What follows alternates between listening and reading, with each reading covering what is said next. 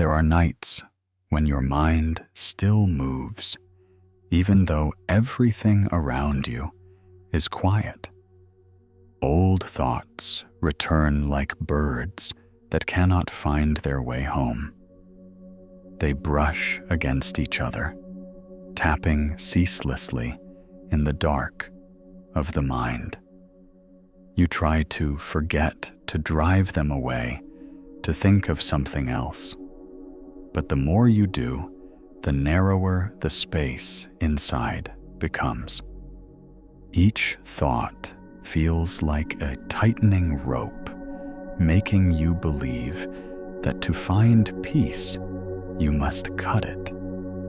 Yet, as the ancients said, peace does not come from fighting, but from seeing that the rope is only an illusion.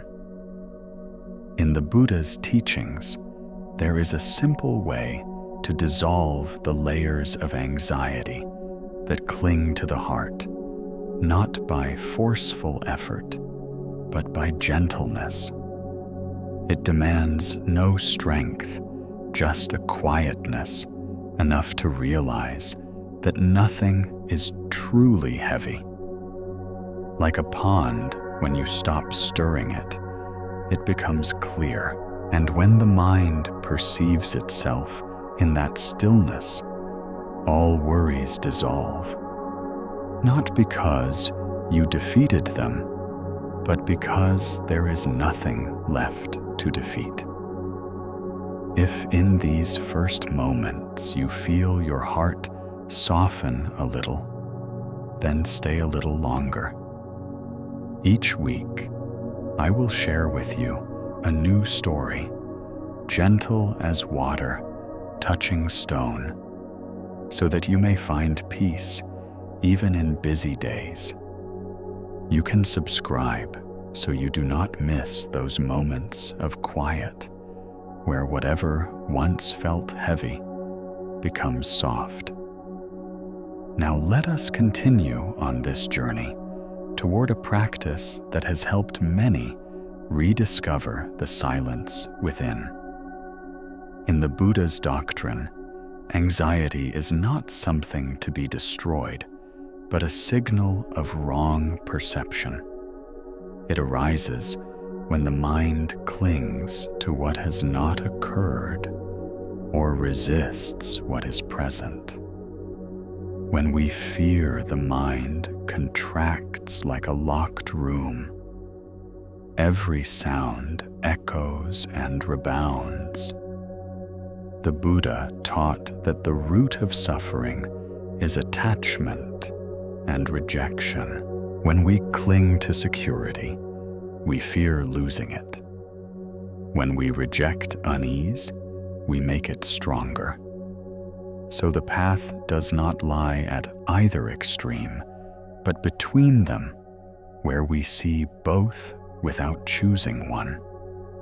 A spiritual practitioner understands that peace is full presence, even within any emotion. When we accept that anxiety is merely a passing state, it loses its tearing power.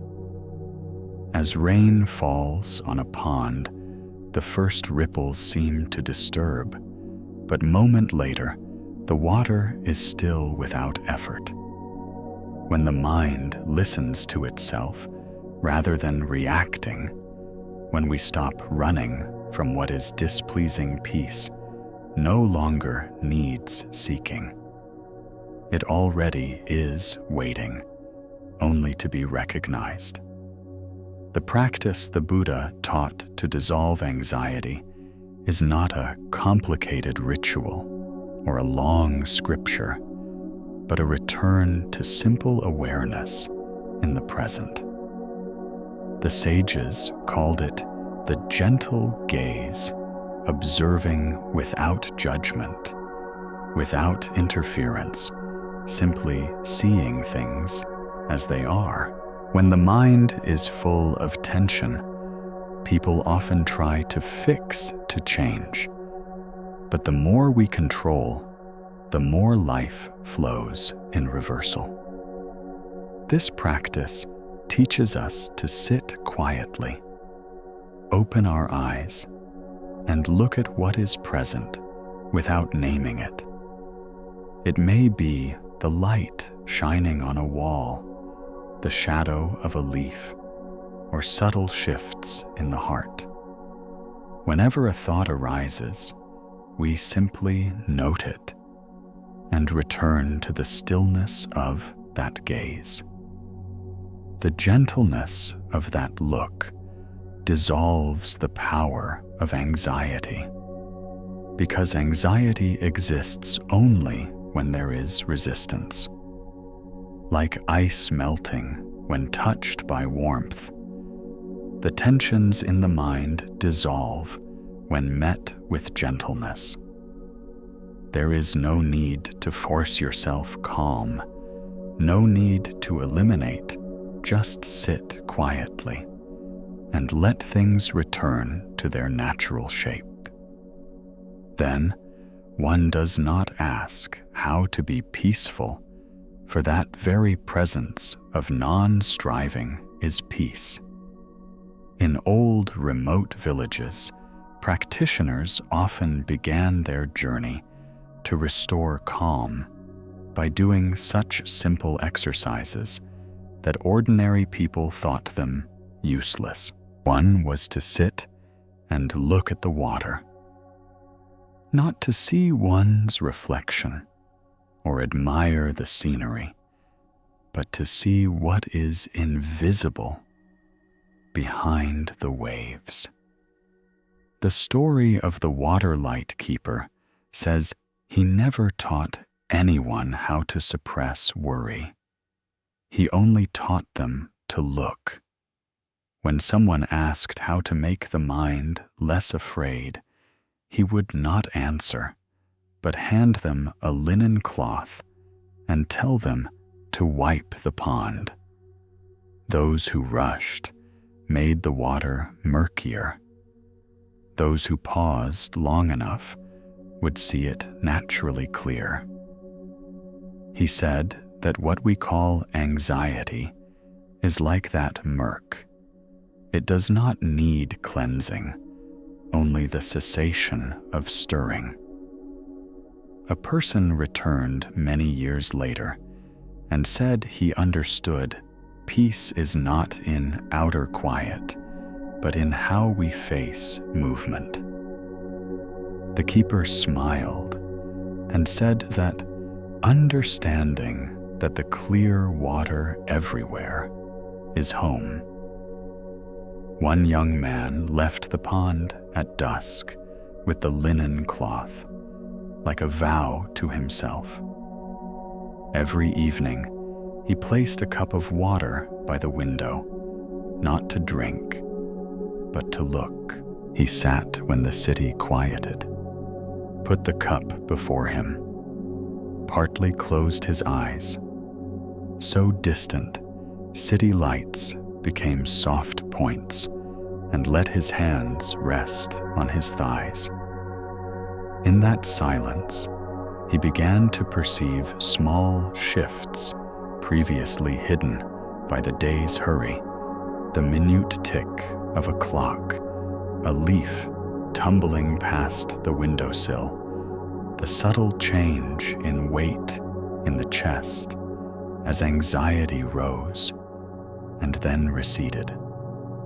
He did not chase away images or name them, only watched like someone watching snow fall without trying to catch each flake. Some nights, thoughts again strung into long lists of undone tasks, vague results, hypothetical situations yet to come. And his old habit urged him to leap up, to fix, write, calculate. But he remembered the keeper's words. The disturbance is not the wind, but the hand touching the pond at wrong times. So he sat quietly, letting the impulses pass, like a train that does not stop at this station. He simply stood on the platform and watched it go by. Each time he did so, he sensed a small clearing open, not a fearful void, but a thinning where the ropes no longer entangle. From that openness, he began to feel a kind of lightness, hard to name, as if he had just set down a backpack he had worn so long, he thought it was part of him. The fatigue dissolved, not because someone else carried his load, but because he no longer forced himself to strain. One morning, he returned to the pond before the mist lifted and saw the keeper slowly and evenly wiping the surface. He asked, "Is it ever that the water refuses to become clear?" The keeper shook his head and said that water always returns to its natural form when it is no longer disturbed. Sometimes people lack patience. Sometimes they mistake ripple for nature. He said that practitioners often stumble when wanting speed, hoping for results, thinking one session will finish everything. But the linen cloth has no magic beyond regularity. If each night he just places the cup and sits, as in the first time, the layers of murk will have no reason to stay. From that day, he changed a few small habits. In the morning, before touching devices or reading headlines, he would stand by the window, unbolt it, let breeze come in, carrying the scent of the garden, watch light crawl along the desk edge and fade on the wall. He learned to begin the day with a still image, like planting a flag to remember the way home. At noon, when work grew busy, he chose a very short moment to look at some neutral point, perhaps a streak of sunlight across a page, or a slight sway of a tree outside, or simply the feeling of a hand on the table. He did not call that rest, because rest had meant interruption, but saw it as a reminder that he need not run to arrive. In the evening, when the city lights came on, he sat with his cup of water. Some nights, it reflected the sky. Other nights, just a single hanging lamp. But that did not matter. What mattered was that he still sat there, watching the presence of what was present, letting the mind stop chasing what has not arrived. This regularity gradually became a milestone to keep him from being swept away on days of turbulence. Once his work ran into trouble, he received late news. A project he had placed much hope in was postponed indefinitely. Old reflexes surged, wanting to check mistakes, predict others' reactions, build future scenarios. But instead of diving into that chain of reaction, he turned off his screen, brought the cup of water to the window, and sat as always. The questions still came. No one forbids them, but they came like guests standing at the threshold, not bursting in. He clearly saw waves of tension rising and falling in his body as though a familiar tide. Energy that had gone to resistance returned to presence. From that calm place, the next morning, he wrote a concise, clear letter proposing a new course, not because he had suddenly become better, but because he no longer wrote from panic. Gradually, he discovered something strange. Sitting at night, watching the water, did not make him separate from life. On the contrary, it drew him deeper in. When you stop forcing instant fixes, you begin to hear many layers of meaning in each event, to see small details that speed once blurred. A word of feedback becomes helpful instead of threatening. A delayed meeting gives insight into what needs reordering. A moment of silence becomes a chance to understand another without pushing them to speak. From his personal experience, he wrote a few lines to the keeper, saying that he could not cut away anxiety like cutting paper, but that he learned to step aside and let it pass. And when it passed, the remainder was not a cold void, but a warm, intimate space where he could place his simple things. The keeper answered with a short letter that he had touched the core of the practice, that people often mistake peace for a prolonged, pleasant feeling, while true peace is the capacity to be fully present, even when pleasantness has not arrived. He added something that seemed small, but proved crucial: nurture simple, regular manual tasks like caring for plants, washing dishes, wiping tables. Not to stay busy, but to learn slow rhythm, letting hands, eyes, and mind move together. Understanding that much confusion dissolves in clear, concrete acts. He obeyed. Each evening, he watered a few plants, washed the used cup, wiped the tabletop where he sat. Those acts did not solve big problems, but prevented the mind from leaping into distant future.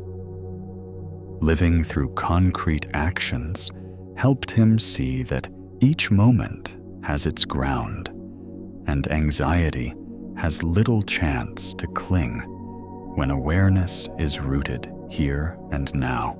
Some days, he taught this to a friend suffering insomnia, not through advice, but by inviting the friend to sit together, placing 2 cups of water side by side, observing them in stillness. They did not talk of difficulties, did not analyze, only named what was present. The wooden chair with a small scratch on its armrest, the fading sound of distant cars in the alley, the scent of tea drifting from the kitchen. After a while, his friend laughed, saying that the heart felt lighter when it no longer demands immediate change. He understood because he too had traveled a long detour before returning here. When the rainy season came, on evenings when many raindrops fell on the tiled roof, he still sat, the water cup still there. Sometimes wind would ruffle it, sometimes an insect would touch the surface, and make a tiny swirl. He watched them as part of the picture. He learned not to punish himself whenever the mind stirred. Nobody demands the pond be flat every second. The only thing he held was a silent commitment that no matter what happens, he would be present at their meeting each evening with his cup of water, with that gentle gaze for himself. On days when he was too busy, he shortened the time, but never removed the ritual. At some point, he realized that the ritual was no longer a coping tool, but a way of living, like making the bed in the morning, like turning off lights before leaving, like greeting someone as you pass them. In that rhythm, he saw another layer of understanding open, that great questions of meaning, identity, the future do not necessarily require immediate answers, and yet they no longer demand that he rise at midnight to map out strategies. They can wait like rains that come in their season. One afternoon, he returned to the pond to express gratitude, bringing a fresh linen cloth. The keeper smiled, accepted it, and asked if he needed anything more. He said maybe he only needed to remind himself not to give up on gentleness. The keeper nodded and said that gentleness is a strength few see.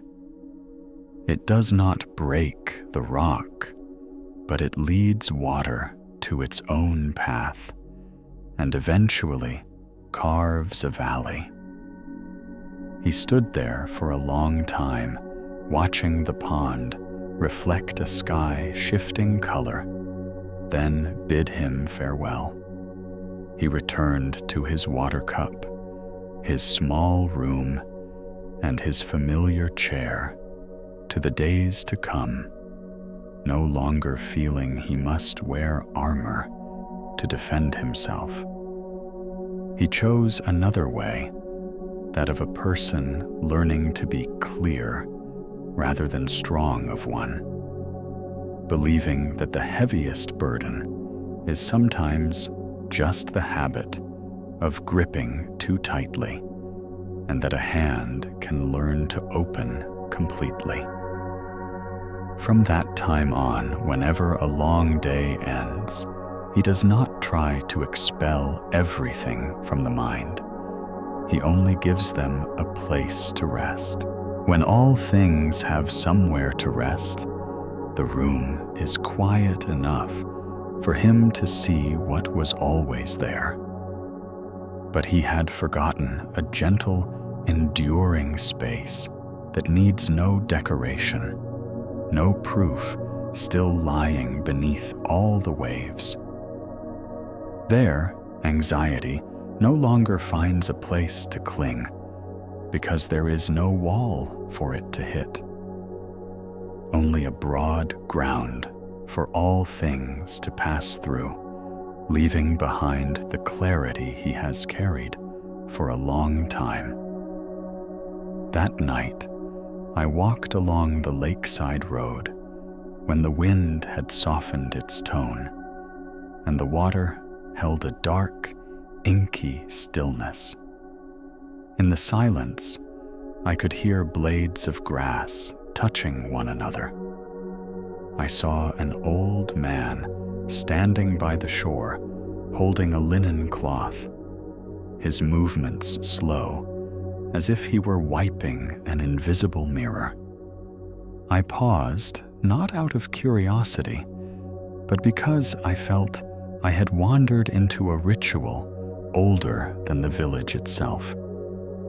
He did not turn back, yet he seemed to know I was there. When the last circular ripple on the lake faded like a thin mist, He folded the cloth, placed it on a flat rock, then turned and smiled. The smile of one who has lived long enough never to hurry again. I greeted him, saying I was just a passerby carrying questions I could not arrange. He said this place did not demand an immediate answer. He simply asked those who arrive to set their questions down like a heavy bag and sit if they wish. I sat far enough from him to hear fabric brushing in the wind. The scent of water carried the fragrance of distant shore plants, and also the chime of a distant bell in someone's home ringing quietly without startling anyone. The old man spoke very little. He asked how long it had been since I had sat quietly by a body of water. I counted the past seasons, then abandoned the count, for in the city there is no bent toward such questions. He said, some anxieties demand that we run, some demand that we shout loud. But there are anxieties that only ask us to sit still so they may stop on their own. I asked how to stop them. He did not answer directly. He only said people here called him the keeper of water light. To keep is not to possess, but to remind the water of its natural transparency. I understood part of it and did not understand the rest, so I remained silent, waiting. He lifted the linen cloth, dipped it at the water's edge, shook it lightly, then laid it open in his palm. A drop fell, sounding like someone tapping a distant beat. He said, every morning and evening, he does this one act. Those who come ask him how to quiet the heart, and he often invites them to take the cloth and wipe. Those who rush will cloud the water. Those who are gentle will see the water return to itself. He smiled and said, the lesson is not in long words, but in the hands themselves. I told him about nights in a small room where thoughts looped like birds in a lantern cage, about mornings when I opened my eyes, already tired because I carried a whole day ahead. I said I had tried every trick to forget, but the more I pushed away, the nearer they came. He listened attentively, like to a small stream. He did not interrupt with comfort. He did not offer diagnoses. After a moment, he pressed his hands at his chest, then placed them on his lap, eyes turned to the water.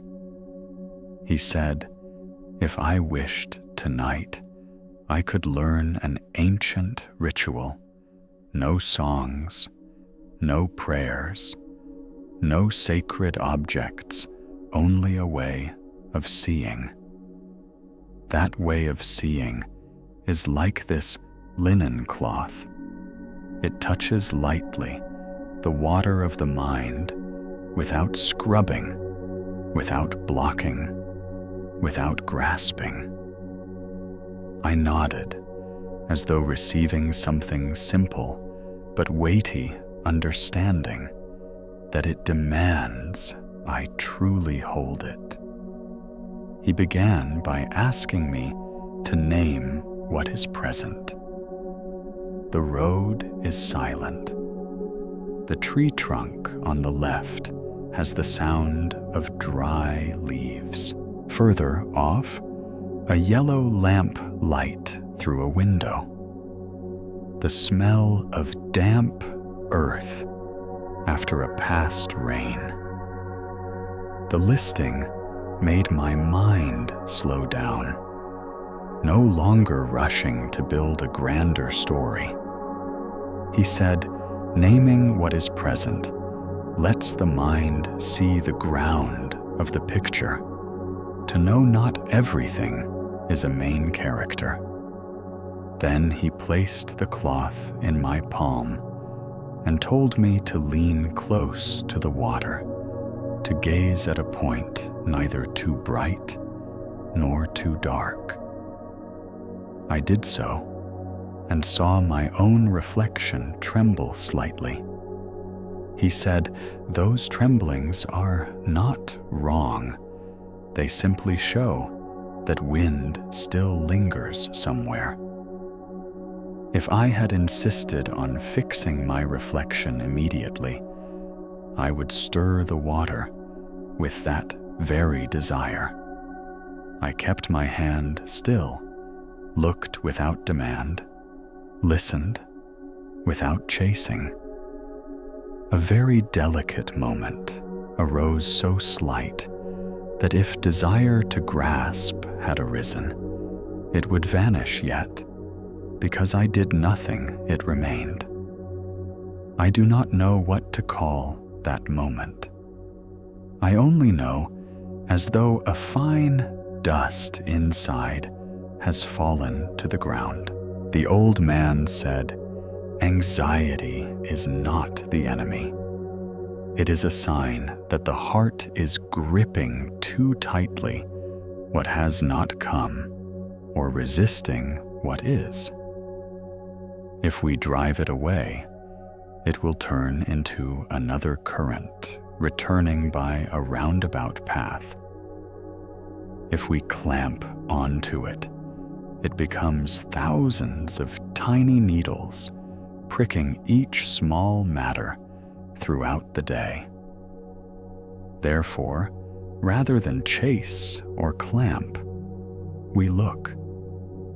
Look with the gentleness of one who knows there is no need to win. I asked how gentleness does not become resignation. He said, resignation is when we withdraw from what needs doing, whereas gentleness is when we keep our hands on what needs doing, but remove excess force. The needed work is still done, only we do not use fear to propel it. I heard this slowly and felt that phrase open a door into the courtyard where light falls softly without glare. Night stretched on. The first star emerged above the treetops. I had stopped asking.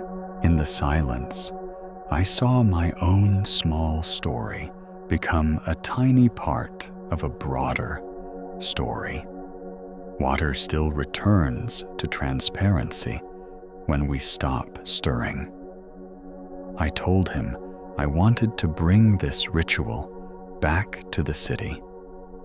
He nodded and said that if I wished each evening place a cup of water on my table by the window, sit for a set time, name what is present, then gaze into the water as into the ground of my heart. When thoughts pass, let them pass. Give them the right to pass. Do not persuade them to stay. Do not chase them out. When feelings arrive, let them stand at the window and view the scene a while, then walk on. Everything has the right to go, and when everything has the right to go, what needs to stay will reveal itself. I asked what that is. He replied, "It is the transparency that depends on nothing." I smiled, knowing I would need to return many times to understand more. But in that moment, I understood enough to stand and bow deeply. In the days after, I followed his instructions exactly. The city remained noisy as before. News topics changed faster than clouds change, shape calls, and appointments jostled for slots in the day. The only small difference was I placed a cup of water on the table.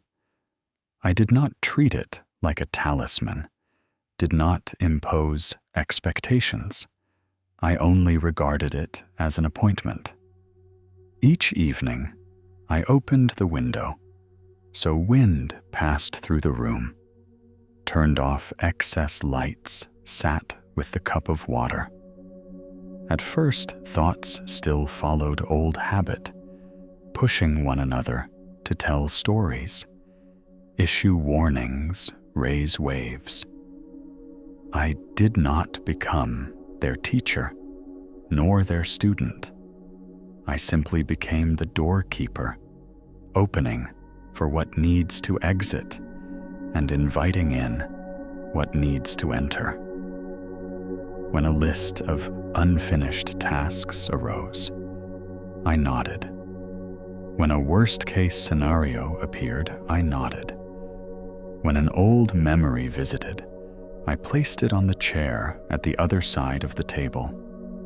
The cup of water remained still as a marker. Some nights, the water rippled from a gust. I noticed the irritation, wanting control, then recognized that irritation was itself a new wave. I let it go, as though dropping a pebble into soft ground. Then I saw circles drift outward, thinning, dissipating. One evening, after a heavy day's work, I received unfavorable news from a project in which I had placed much hope. I gazed at the cup of water longer than usual. In it, I saw my face dim and almost strange.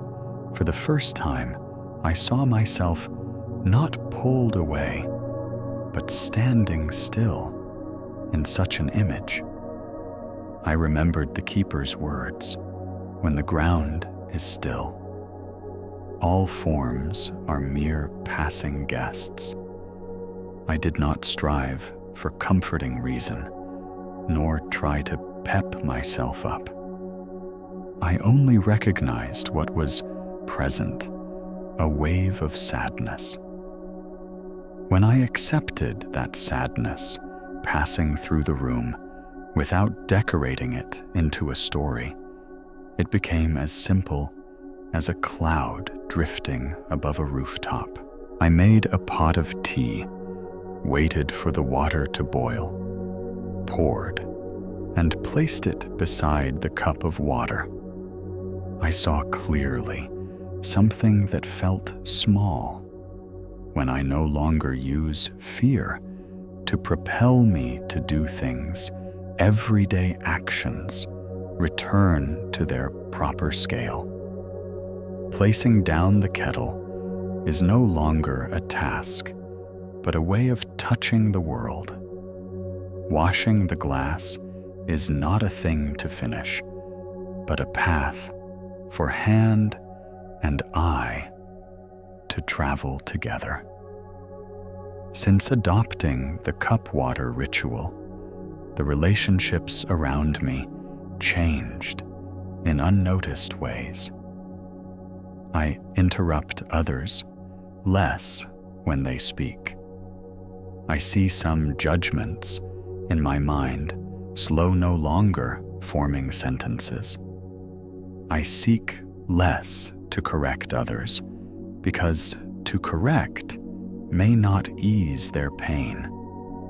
And often, what needs correction is first how I look.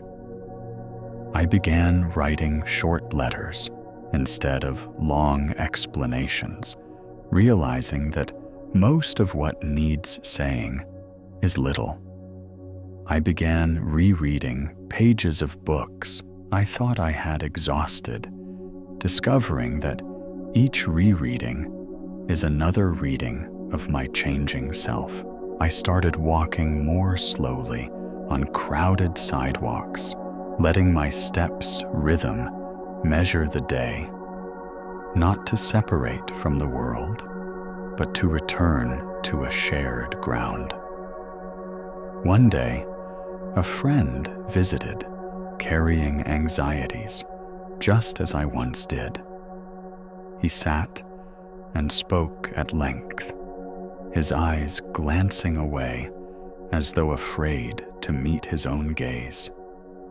I poured tea, moved the chair opposite, nearer placed the cup of water in the middle of the table. I did not try to explain. I only invited him to name what is present. He was awkward at first, then began naming in a small, even voice. A few minutes later, the overly heavy story shed some of its coat. He fell silent for a long while, then asked whether this was a form of avoidance. I told him no avoidance is when we abandon what must be done. This is the way of standing still in order to do what must be done rightly. When we are not swept away by images built of fear, one sees the steps that can be taken now. All planning suddenly becomes less excessive and less deficient because there is ground on which to place one's feet. By this point, I had begun to call myself a learner of interior work. That title does not matter to anyone else, but it matters to me because it reminds me that what I pursue is not a long-lasting, pleasant feeling. What I pursue is the capacity to be present, even when pleasantness has not yet arrived. I practice seeing the waves without hastily naming them good or bad. I practice doing daily hand and body tasks as a quiet ritual so that hands keep rhythm for the eyes and the eyes keep rhythm for the heart. I practice smiling at unpredictable waiting because if the waiting is of just the right measure, the mind will stop urging itself to chase. Seasons change, the lake shifts its hue, the roadside trees change their attire, and the city hosts more festivals. Often, music from outside flows into my room like another current. I still sit beside my cup of water, still name what is present, still give permission for visiting clouds to depart. Many times, I think of the keeper of water light, of his slow footsteps by the shore. I am grateful that the ritual he passed on is not dependent on place. Wherever there is a surface still enough, there is a possibility to recall how one used to be clear. I remember the first night I met him, and how the linen cloth in my hand felt like a foldable fragment of the sky. I realize now all that he taught crystallizes into one small sentence. Water does not need cleansing. It only needs ceasing of stirring. That sentence accompanies me like an old key that opens many doors. I write these lines as a narrative for anyone holding their own cup of water and wondering whether one day transparent water will truly appear. I have no certification to guarantee any time frame. I only have a learner's story that when we make room for the world to pass through our inner room without disturbance, the world passes through lightly. That when we stop turning emotions into identities, we stop needing to protect so many things that do not need protecting. That when we maintain a small ritual long enough, it becomes a landmark, and that landmark saves us more than loud slogans ever could. If there is anything that makes me believe it is, this faith does not lie in hoping that tomorrow is different, but in knowing that today there is a small thing that can be done, and I will do it.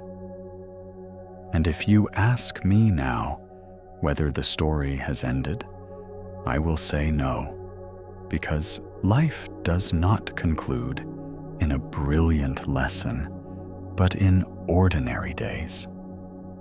But if you ask whether there is a moment within the ordinary day when someone realizes they are walking in the right direction, I will say yes.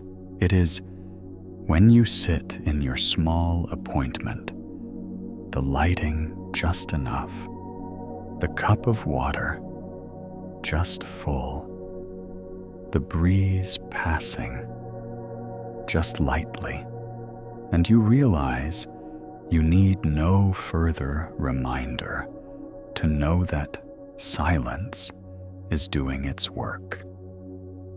In that place, the storyteller may step back because the story is told by the water returning to clarity and by the heart of the reader recognizing that ground never left.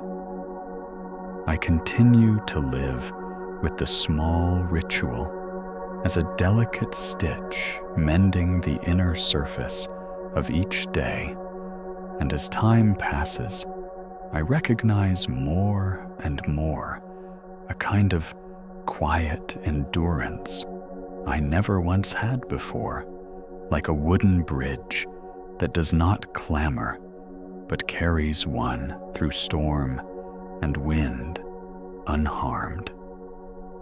One early winter morning, my mother fell ill. The family flurried, phones rang incessantly, vehicles paused at the gate, then revved engines. The hospital was nearly 20 kilometers away. The corridors were long and smelled of antiseptic, and everyone's steps hastened. I sat on a quiet bench from helplessness, watching the passing silhouettes like rushing water. Immediately, my mind constructed many possible futures, each capable of turning into uncontrolled worry. I wanted to leap, to ask every doctor and nurse to cling to any piece of information.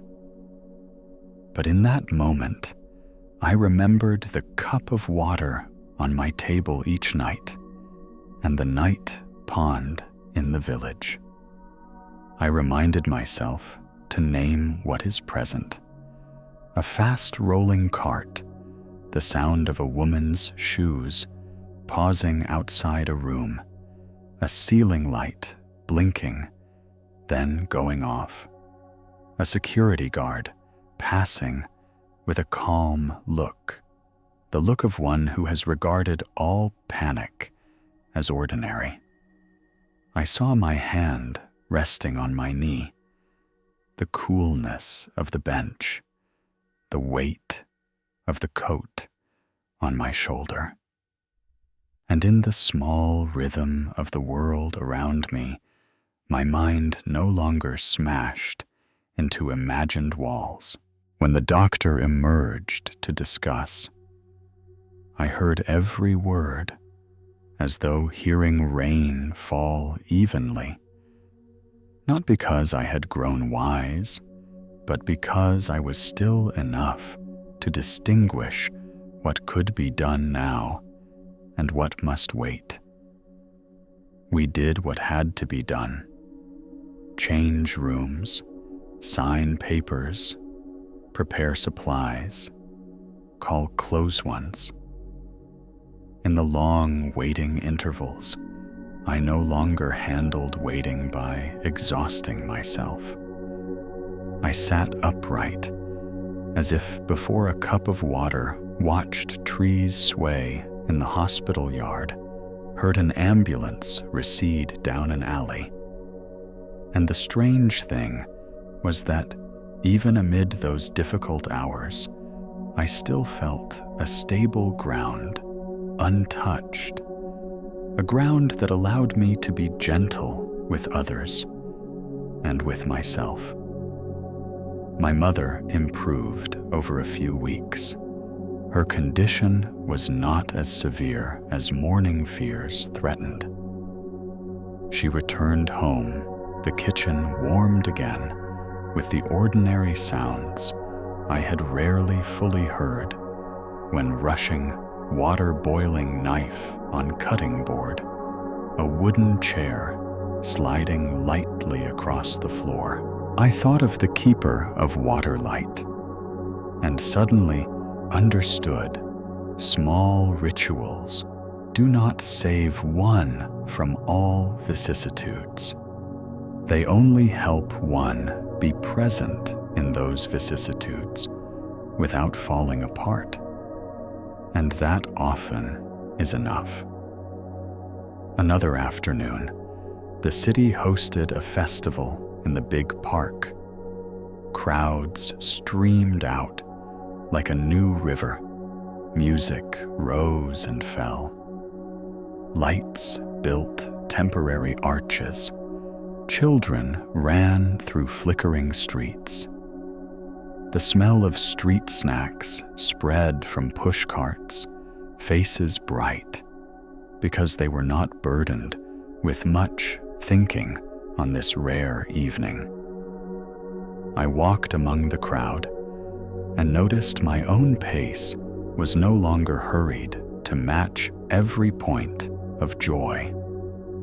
I walked like one slowly reading a good book, more attentive to the margins than eager for the final page. I stood by an artificial lake, watching strands of light land on the water, then dissolve. I tried closing my eyes for a moment and opening them again, still in the same place. But it felt as if I had passed through a small door. A young man set up a stall selling handmade goods and asked me whether I wanted a word engraved onto a wooden spoon. I laughed and asked him to engrave 2 words, Du Trong Do Interior. He asked what it meant. I said it was a private reminder. He nodded, as though he understood. Each letter he carved was steady and sure, the sound of the wood carving not harsh, like the tick of the clock in my room each night. I brought the spoon home and hung it in the kitchen. Whenever I saw it, I remembered that all chaotic things I once endured shrink when placed in their proper scale. And that scale only appears when there is ground. I began teaching a small weekend class at the invitation of a friend at a community center. Not a large class, just a few people hoping to lessen their anxiety from work or relationships. They came late because of traffic left early to pick up children. Among all the jostling of life, they still tried to reserve 1 hour to sit. That made me feel respect rather than teaching. I did not speak much theory. I gave each person a transparent glass, poured water, placed it before them, invited them to name what was present in the room. A gray curtain, an old bookshelf, soft yellow, light, quiet, sound from the street outside, smell of paper and ink, a small scratch on the tabletop, someone's shoes placed slightly too straight relative to a chair. In 5 minutes of doing nothing else, their faces softened. I asked them to recount a problem clinging to their mind in 12 words or fewer, forbidding roundabout phrasing, forbidding fear the right to monologue. Many were embarrassed, then laughed, then wrote a line so short it became easy to hold. I invited them to place that line beside their cup of water, not to resolve it immediately, only to agree to let it be present. 5 minutes later, when they retold it, their language was less sharp, their emotions less jagged, and possible steps arose like stairways revealed when water recedes. I did not claim that I had taught anyone anything. I only said they had seen their own ground, and that ground is strong enough to hold them through windy days. A middle-aged woman in the class shared that she fears late afternoons, fears arriving home while daylight still lingers, because that is when thoughts and regrets pour most densely into the mind. She had tried many ways: loud music, intense exercise, going out with friends, watching long television dramas. Yet once the noise ceases, everything returns unchanged. I gave her a thin glass, telling her she only needs to place it where she sits most often. Each evening, when entering the house, she should look into the water for a few minutes. Name what is present in her small room: the chair, the curtain, a framed picture, receding, light, a car gliding by, and allow heavy stories to stand just at the doorway, not enter the kitchen or bedroom. 2 weeks later, she told me she no longer needed loud music to fill blank spaces. She began to hear the wind through the door as something friendly rather than threatening. She realized many things she believed were duties were merely habits she placed on her shoulders. When she set them down, her shoulders felt unexpectedly light. I listened and saw in her story echoes of my own. Once again, I understood that small rituals are not just techniques. They are a way to redefine the threshold of each day. The rainy season withdrew gradually. The streets became drier. The corner cafe changed its signboard. The owner planted several hanging potted plants. Each morning, I passed by and saw dewdrops still clinging like letters no one had read. I sat at the familiar table, opened my worn-edged leather journal, and wrote a few very short lines. Not a diary, but anchors, naming 3 still images. I had seen that day a half-open window, a cloth placed unevenly, a streak of light resting on the floor. I closed the journal, glanced at the glass of water beside me, and saw that the mind favors long sentences, but the soul recognizes itself in sparse anchors of words. A friend stopped by and asked if I still feared long nights. I said, yes. The fear of the unknown is still part of being human, except now it no longer steers my hands. It sits in the back seat, buckled in, and sometimes drifts off. My friend laughed, saying it sounds simple. I answered, it is not simple, but it can be practiced, and like anything that can be practiced, it needs steadiness more than a burst of inspiration. Then one day, I decided to return to the old village to visit the keeper of Waterlight. The narrow road still wound along the reeds. The little general store at the corner still displayed the same things, only its wooden sign was a little faded. I arrived at the lakeside at the hour when the water is usually calm, and saw him sitting on the familiar stone, the linen cloth folded beside him. I greeted him, told him about the hospital days, the small class, the wooden spoon hung in my kitchen, the woman frightened of late afternoon, and about the increasingly clear feeling that the silent ground is not a reward at journey's end, but the way itself.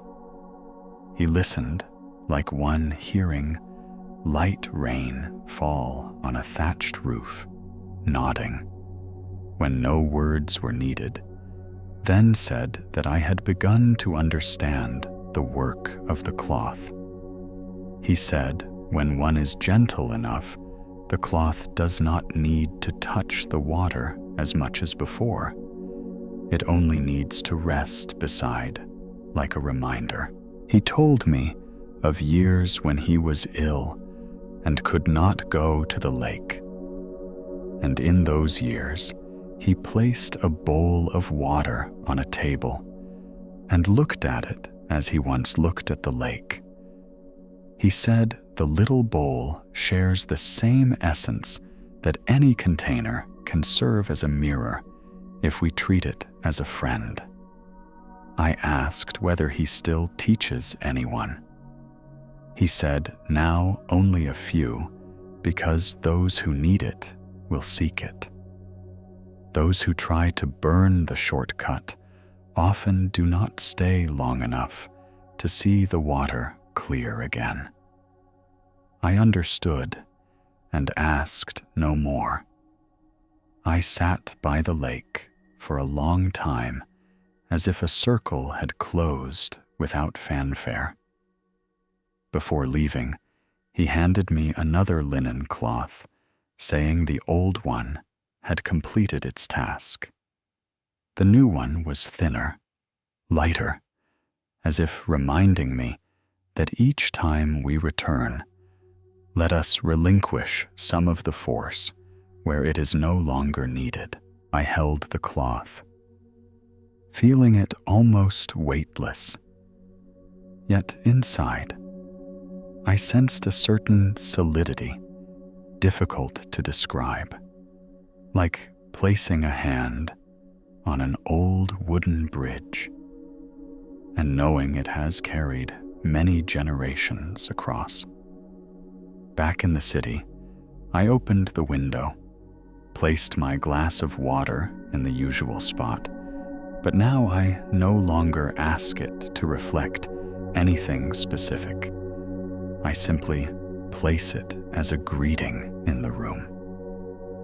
I put the new cloth in a drawer, knowing that if I need it, I will take it out, and if not, its presence alone is enough. I continue the small class, continue answering letters from strangers who hear of this ritual via friends. I do not promise, I only tell my story, inviting them to try and tell theirs.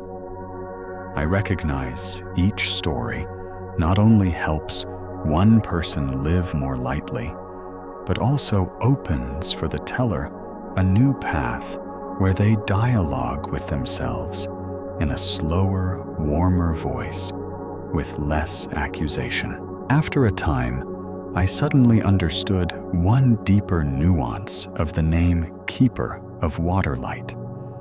That waterlight is not the reflection of the houses by the shore or of the sky, but a very peaceful trust that whatever may happen, the transparent form will return, like someone who knows their way, waiting only for the path to clear.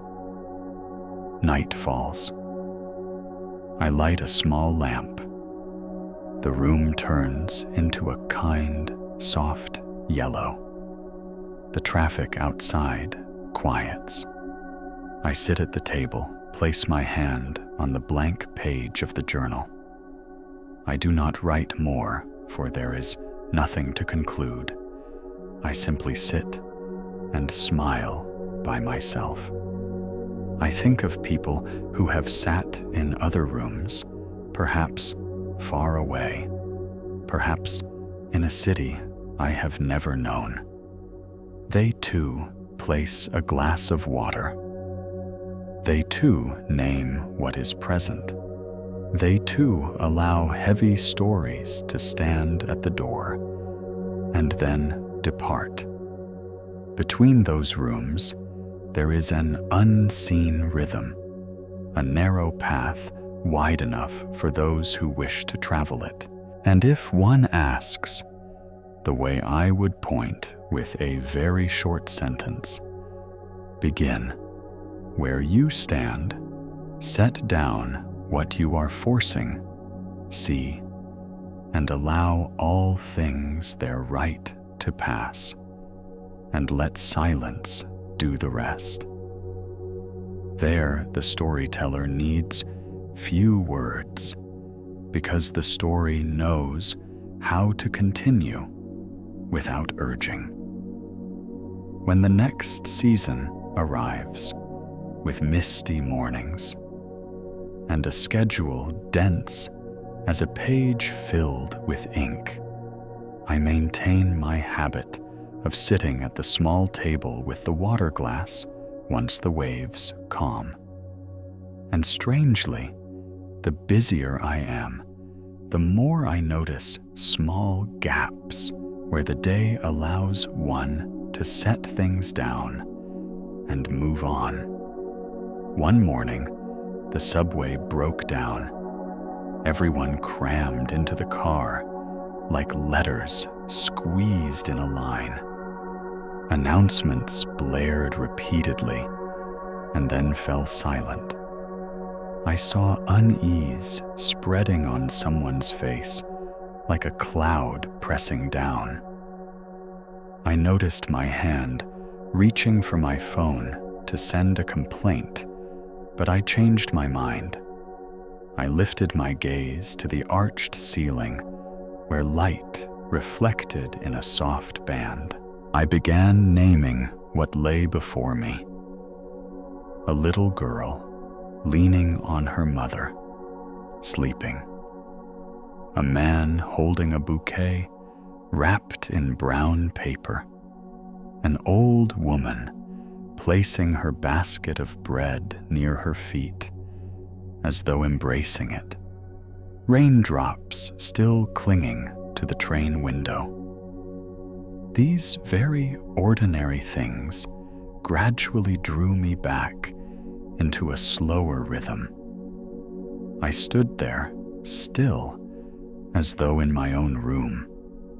And when the train moved again, I felt the carriage seem lighter, though no one knew why.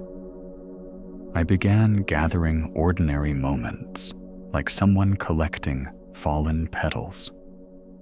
Each day, I choose one small task to do, fully one day. Washing dishes with warm water and a soft brush. Another day, polishing the wooden table to a glow like a crescent moon. Another day, carefully peeling an apple, hearing the blade move steadily around the skin, reminding myself that doing one small thing well is sometimes more trustworthy than chasing a perfect plan on paper. Once, I returned late, and sudden rain poured. I sheltered under the awning of a repair shop next to a curled golden dog. The rain pelted the tarp in regular rhythm. The mechanic worked in silence, changing tires with focused movements. He created a circle of order within the rain. I realized that inside every person is always the ability to build such a circle if they focus energy on the thing before them, instead of projecting outward in 10 directions. That night, I returned home, lit the lamp just enough, placed the glass of water in its usual place, sat down, and felt my inner self as a field just cleared by rain, still wet, but no longer stirred by wind. In that space, I could hear the footsteps of thoughts passing by without needing to follow them. Another day, I accepted watching a friend's apartment while she was away. Her flat overlooked a narrow river whose banks were planted with eucalyptus trees. In the afternoon, sunlight swept across the city like a great hand dust of gold scattered on walls, on tin roofs, even on a boat silently carrying sand around a bend. In that apartment, I found an ivory ceramic bowl with a slightly off-liped rim. I filled it with water instead of my usual glass, placed it on the windowsill, and sat to read an old book. Occasionally, I looked into the water and saw the sky drift across the little circle. I smiled, understanding better the keeper's words that any container may become a mirror if treated as a friend. In the evening, I strolled riverside and saw an old man sitting untangling a knotted net. The meshes of the net looped into each other like the long stories of human lives. He patiently loosened each knot, sometimes pausing to frown, shifting a thread's direction, never frustrated by an unexpected snag. I watched him a long time and realized in him the same kind of endurance. I am learning. A gentle endurance, not hurried, not lazy, not demanding immediate result, yet never abandoning. That night, I wrote a page in my journal about 4 motions the day had taught the sun, leaving the city, the boat splitting the water, the hand untangling the net, and the movement of the heart when it stops trying to solve everything by force. Then the exam season of the children near my home arrived. The voices of worried parents mixed with the familiar urgency of the alleys. A neighbor boy asked me how not to be afraid when sitting at his desk. I gave him a clear glass and said, "Replace fear with a ritual to open a door." Before studying place, the glass in a corner of the table, sit quietly for a few minutes. Do not close your eyes. Just look at the light reflecting on the water. Name 3 things present: the wooden desk, school books, the chair. Then begin on the first page. If tension returns, midway, look again and name 3 new things. Pen lying sideways. Slightly twisted paper.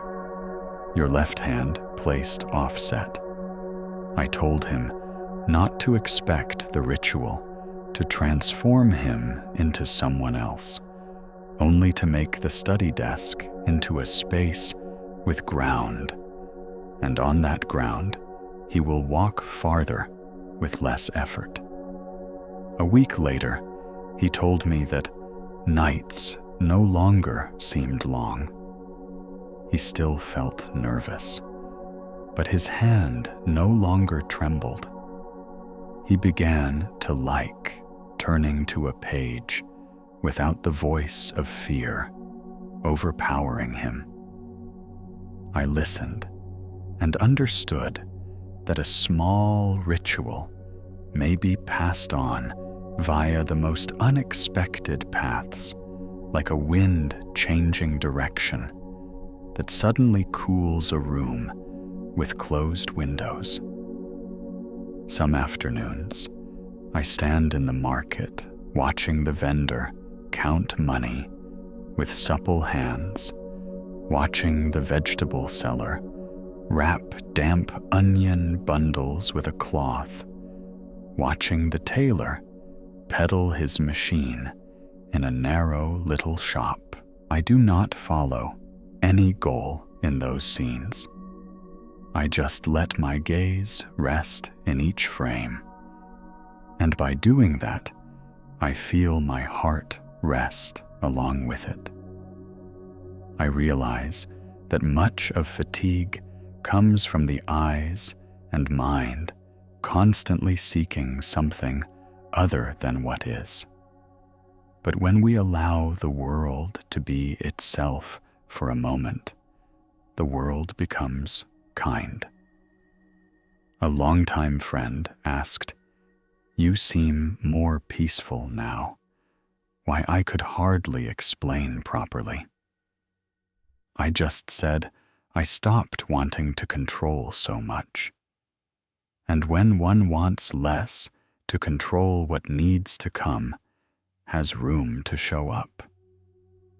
My friend spoke of unfinished work, of fear, of being left behind, of the pressure to prove. And I invited her to walk with me through an alley shaded by trees. We stopped under a pergola of bright flowers. We stood quietly, listened to leaves touching each other, named what was present. An old bicycle leaning against a wall, peeling paint at the base of a column. 2 cats stretched on the doorstep without bothering to open their eyes. My friend smiled and said those 10 minutes were like a bridge. not taking anyone anywhere, but helping one not to fall. I said perhaps that very bridge is what we have lacked all along. One night, the neighborhood lost power. The whole row plunged into darkness. Lit windows became black squares. Only the moon poured down over porches. Children shouted for the excuse to go outside. Adults used flashlights to guide their way. I carried a glass of water and sat at my doorway. Breeze stirred the water's surface with fine ripples. I saw a portion of sky drift across that small cup and suddenly realized that I am only one among many windows of the night. Each window is a story, and the fear in me is only one window of the mind, not the whole house. I sat there until the power returned.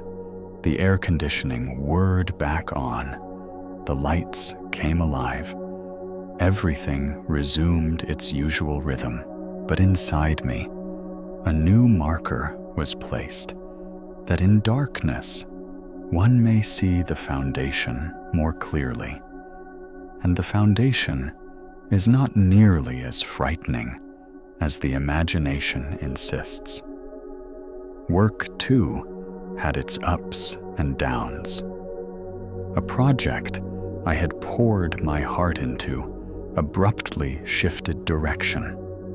I had to say farewell to a close team of colleagues.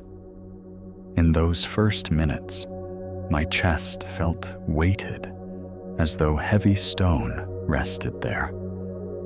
But I decided to write them a very short letter, naming just 3 things I learned from each of them, adding nothing, grand, making no promises beyond what lay in my hands. I sent the letter, then sat at my desk, placed my glass of water, named what was in the room: the wooden chair, an old photo, a pair of shoes placed tidily. In that space, sadness became a courteous guest who stands up when it is time. I went to the balcony and looked at the trees turning dark in the dusk. I reflected on journeys past, thinking some roads are meant to be walked together before diverging naturally. I remembered the new linen cloth in the drawer, still there, a reminder not to expend undue force on what should flow. Gradually, I saw my storytelling change. I pressed less on climaxes, less on sudden twists. I told in thin, persistent layers, like a potter turning a wheel slowly, so a bowl may grow without cracking. I spoke of still mornings, slow-cooked meals, the worn chair bearing the time's mark, the wind that changed direction, the scent of distant rain. Listeners said the odd thing was they felt calmer in stories where almost nothing happened. I understood why in those ordinary moments we recall the foundation everyone has but often forgets. And when the foundation is remembered, anxiety has no place to latch on and amplify. At year's end, I returned once more to the village. This time, the sky was clear. The trees, as though freshly washed the lake's surface, so flat one might think someone had placed a giant pane of glass atop it. The keeper of water light was still there, slightly older, but with eyes still young. He brought out my old linen cloth from a wooden box and said he had kept and washed it as one keeps a bond. He said, "Every cloth is a season. When the season passes, we do not discard the cloth, but store it on a shelf to remember what we have traversed." I told him of the blackout, of the festival, of the hospital, of the weekend class, of the neighbor boy, of friends, of quiet evenings, listening to the city slow its breath through rooftops. I paused and realized I had nearly spoken a word I had tried all along to avoid. I laughed and said sometimes words choose their path. He smiled and said, "That is fine. Just do not turn any word into a talisman." Then he placed the old cloth in my hand, as though returning a mirror that once reflected someone learning at the journey's start. We sat together, long, saying nothing, listening to changes in the bird's song. I knew that when I leave, the story continues by small steps, by glasses of water, placed on tables, by windows that open each dusk, by hands that gently wash dishes, by nods when an unwanted thought passes by recognizing that the foundation never actually departed me. Back home, I opened a new page in my journal. I did not promise the future. I only wrote one line, that today I still can place a glass of water without trembling, still can see what is present without needing to fix it immediately, still can say gratitude to a day without needing a special reason. I closed the journal, stood, turned off unnecessary lights, left a modest glow. In that light, I saw clearly that life advances not by large leaps, but by steady steps on a firm foundation. And that foundation is built by how we treat the present.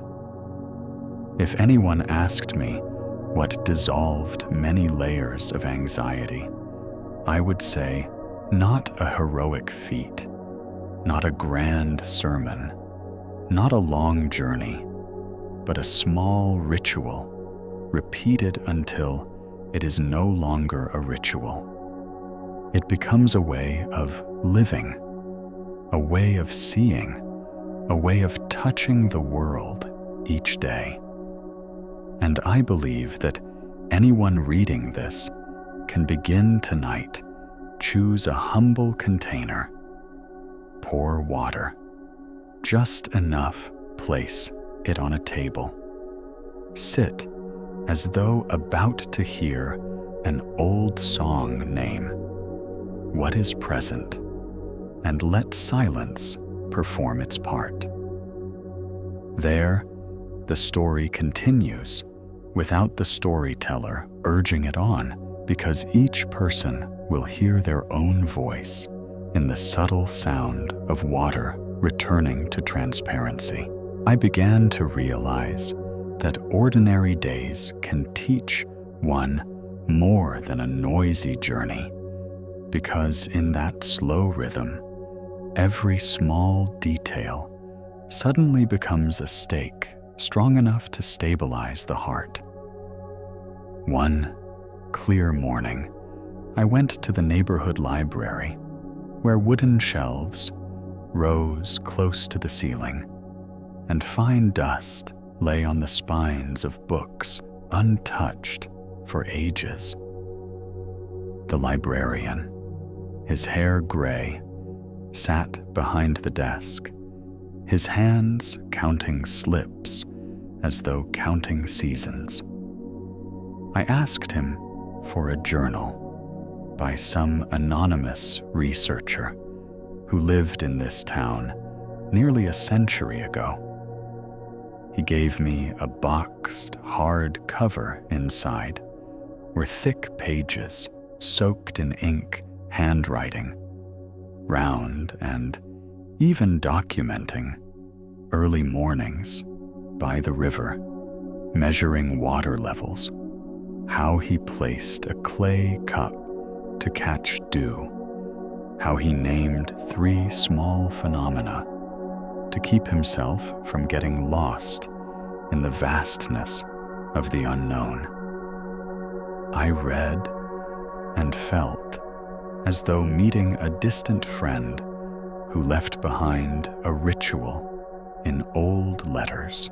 Suddenly, I understood that what I am learning is not new.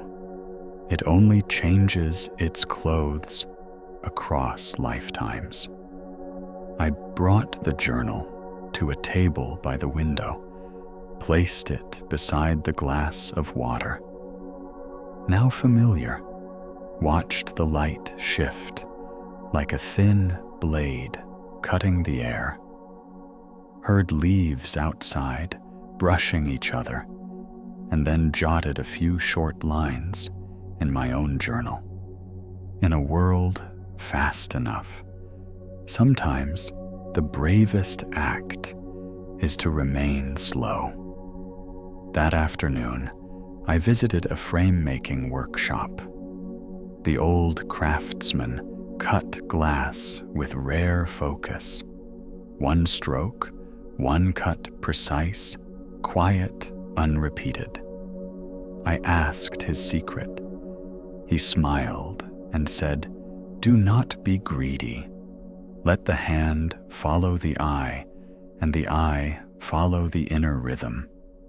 If you push a fraction too far, the glass will scratch."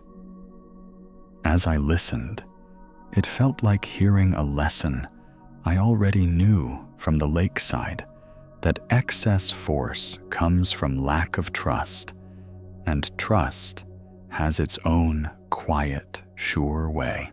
One weekend, 2 new people joined my small class, a young cook and a woman who repairs instruments. They came with their stories.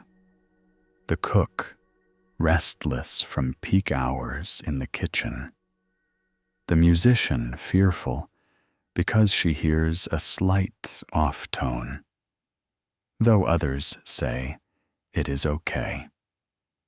I placed 2 glasses of water before them, invited them to name what is present: the smell of pine, the sound of paper brushing the warm lamp light, footsteps passing in the corridor.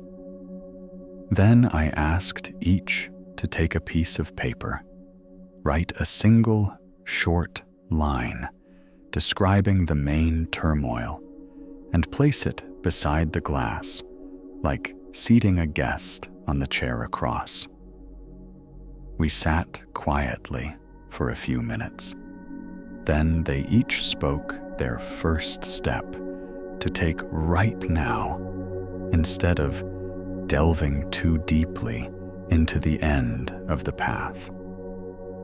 The cook said he would reorganize the hot counter's layout to match hand rhythm. The musician said she would check each small screw of her bridge tomorrow instead of seeking a general fault. I said nothing about what I had helped. Clearly, the glass had done its part. I was only the reminder to open the door. The next day, the cook sent me a photo of the cleaned kitchen corner, saying he was surprised that when rhythm slowed, friction with colleagues also lessened. The musician sent a recorded note of the violin after adjustment, saying when she focused on each tiny screw, the tone no longer sounded harsh. I read the messages and smiled. I felt a new word forming in me. Stayable meaning, being able to live in a non-ideal condition without futile resistance. And that very capacity to stay dissolves countless layers of unease. One evening, I visited an old friend to help clean her storeroom. In a corner stood an old glazed basin, once used for aquariums, now cracked with spider lines. We decided to repair it to plant some aquatic clusters. I wiped the basin's interior with a thin cloth, placed each fragment back in position, glued carefully, waited until it dried before pouring water, drop by drop, to find leaks. My friend was impatient, wanting to fill it at once, but I suggested waiting. So we sat talking of old turns and side roads. Water seeped into tiny cracks, then stilled. The next morning, the basin no longer leaked. I saw the result not only as a basin that held water, but as two people who learned to wait, and in waiting, did not waste their friendship. I brought that feeling home, placed the glass of water as always, and realized the room needs nothing more to be peaceful. Only I need to change how I treat it. Look closely. Place with just enough intention. One sweltering midday, as the city softened in sunlight, I stopped by a watch repair shop. The craftsman, eyes sharp, sat under a desk lamp, holding a tiny gear, like a dust mote with tweezers. He taught his apprentice to listen to the tick's tone, to judge regularity. Do not rush to declare a fault at the first slight misstep. Listen for several rotations. Everything needs a chance to self-adjust. I stood for 15 minutes and felt as though I participated in a lesson on life's rhythm, patience with oneself, and not condemning a gentle misalignment too early. I understood why a rigid day is exhausting, but a day that allows small corrections fosters lasting momentum. Occasionally, I open my mailbox and receive short stories from people who tried the water glass ritual. One writes from a sleeper cabin, speeding across distant fields, placing a bottle on the table, and gazing through dim lamplight made the journey feel less long. Another writes from a tiny apartment where her newborn often cries at night, placing a glass of water on the windowsill. Did not make the baby quiet immediately, but lightened the mother's heart so she could hold her child without panic. A third writes from a cramped dorm, naming low-value items in his room made him grateful for what was there and helped him carry on. These fragments of life join into a map without roads, only marking places where people remembered their foundation. Then autumn comes. I often walk along the canal bank where small cafes place tables at the water's edge.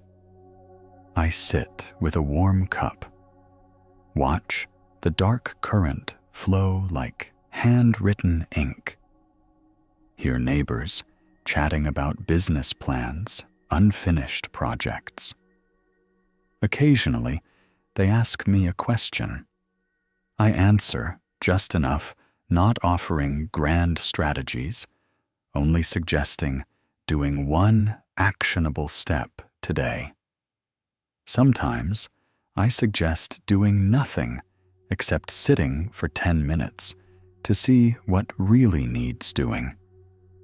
Some laugh, some doubt, but many later say those 10 minutes saved them from a bad choice driven by impatience.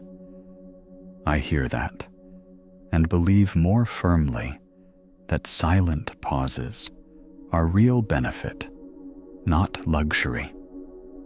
One rainy drizzle night, I returned late down empty streets. Puddles on asphalt glistened in street lights like threads of shining wire. Arriving home, I did not turn up the lights.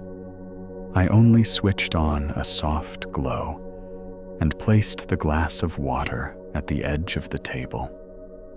I did not summon new thoughts. I allowed the day's events to flow into a still harbor. The images of the librarian, the frame maker, the watchmaker, the cook, the luthier, my friend and her basin. They all passed through quietly, like a procession returning home. I watched without keeping any. In that moment, I recognized a simple truth. I perhaps will always need to remind myself. Much weariness comes from turning the mind into a bus station, whereas if we turn it into a porch, everything pauses for a moment, then goes on. No crowding, no horns, no dust. The next morning, I opened the window. A damp leaf scent drifted into the room. I washed the glass, put it on the shelf, brewed a weak pot of tea. I wrote a few lines in my journal. Today, I need only do 3 main things. First, name what is present at the start to hold the ground. Second, complete one manual task with full attention. Third, pause a few minutes before making any decision that might hurt someone, especially myself. I looked at the short list and felt light, knowing many things will intrude. But just those 3 anchors are enough to keep a boat from swirling. The rest is for the water to carry by its gentle current. At that threshold, I knew the story continues. No drums needed to announce it. No grand scene necessary. Just a translucent object placed in the right spot. A person who names what is present, and a still ground wide enough for everything to pass without needing permission. There are weeks when work piles up so that appointments crowd like trains refusing to yield. And yet, strangely, the busier I become, the more I see the value of a short pause between tasks, like placing a temporary dock on a river so the rower can glance back at the current. From that dock, I learn many things I once passed by without noticing. For example, one brisk morning, I stopped by a cobbled alley repair shop. The shoemaker leaned under a yellow lamp, sewing through leather, with needle and thread in steady rhythm. Each stitch plunged down, then rose, as though reminding me that whatever wants to endure must be stitched by patience. I stood there, thinking of the glass of water on my table at home, thinking how a day can be mended by slender stitches that are sturdy. Later, I remembered I had to meet a new project team. We sat around the glass table, papers neatly stacked. In the first few minutes, everyone wanted to speak fast to get through, but I asked for 2 minutes, for each to name 3 things present in the room. Slanted light through the curtain, the hum of the ceiling fan, the warmth of the teacup. Not to prolong the meeting, but to give minds a shared ground. Oddly, in just a few minutes, the conversation followed a clearer path. People interrupted less. Ideas slowed less frantically. At the end of the meeting, everyone said that initial slow rhythm had saved time for what remained. I left believing in a classical truth.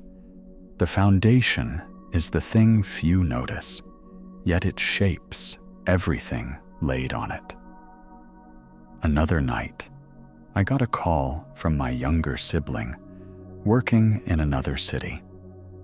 Their voice was full of worry, struggling to keep pace, telling me of crowded transit, of a rented room, lit late into night, of the pressure in a new job that demands constant performance. I did not advise them to be strong.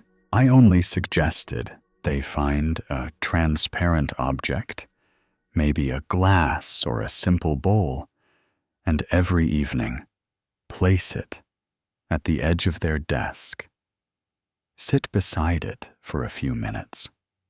Name 3 details around them, so the body remembers where it is, so the mind finds an anchor amidst flurries of notifications. They laughed. Sounds childish, they said. I said, yes, a childish act, but not every childish thing is naive. Some are secrets adults forget. A week later, they told me the room no longer felt so terrifying.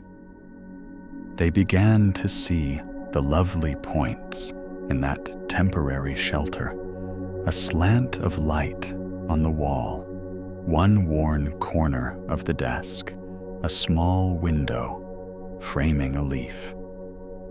From the moment they got ground, their inner judgments shrank by themselves. I continued my weekend class. That session, a middle-aged man, once a site engineer, came with the fatigue of one solving too many sudden problems. He said his head always feels like a field overgrown with thorns. I handed him a glass of water and told him to describe his greatest trouble in a single sentence. He wrote, "delayed schedule." I told him to place the paper next to the glass and sit still a while. Then I asked, "What one thing can you do in the next 15 minutes that requires no one else?" He said, "Organizing the inventory list to reduce errors in stock." We agreed. Do that one thing, and no more. The following week, he returned with a brighter face, saying just that one small change had eased conflicts in the team. I saw that when ground is clear, people stop using conflict to blaze paths. Everyone finds their place. One crisp morning, I walked through a craft exhibition. A weaver sat before a large wooden frame, threads moving up and down in unchanging rhythm. She told me every tapestry has a lifeline. If you skip one thread, the tapestry is still made, but lacks soul. I bent to see the small bindings hidden behind the work. I thought of my own life. There are threads few see, but which hold the picture together. One of those threads is the glass I place each evening. One drizzly night, the city lit up with reflections as water lay on the streets. I returned home, turned on a soft light, placed the glass of water, and did not summon more thoughts. I let the day's details flow into a still haven. The images of the librarian, frame maker, watchmaker, the cook, the instrument repairer, my friend with the basin, all passed in silence, like a people returning home.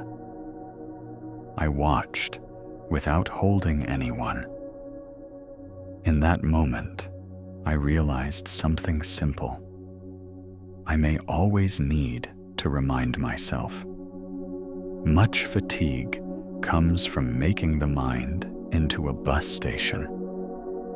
If instead we make it a porch, everything pauses a moment and then moves on. No crowding, no horn, no dust.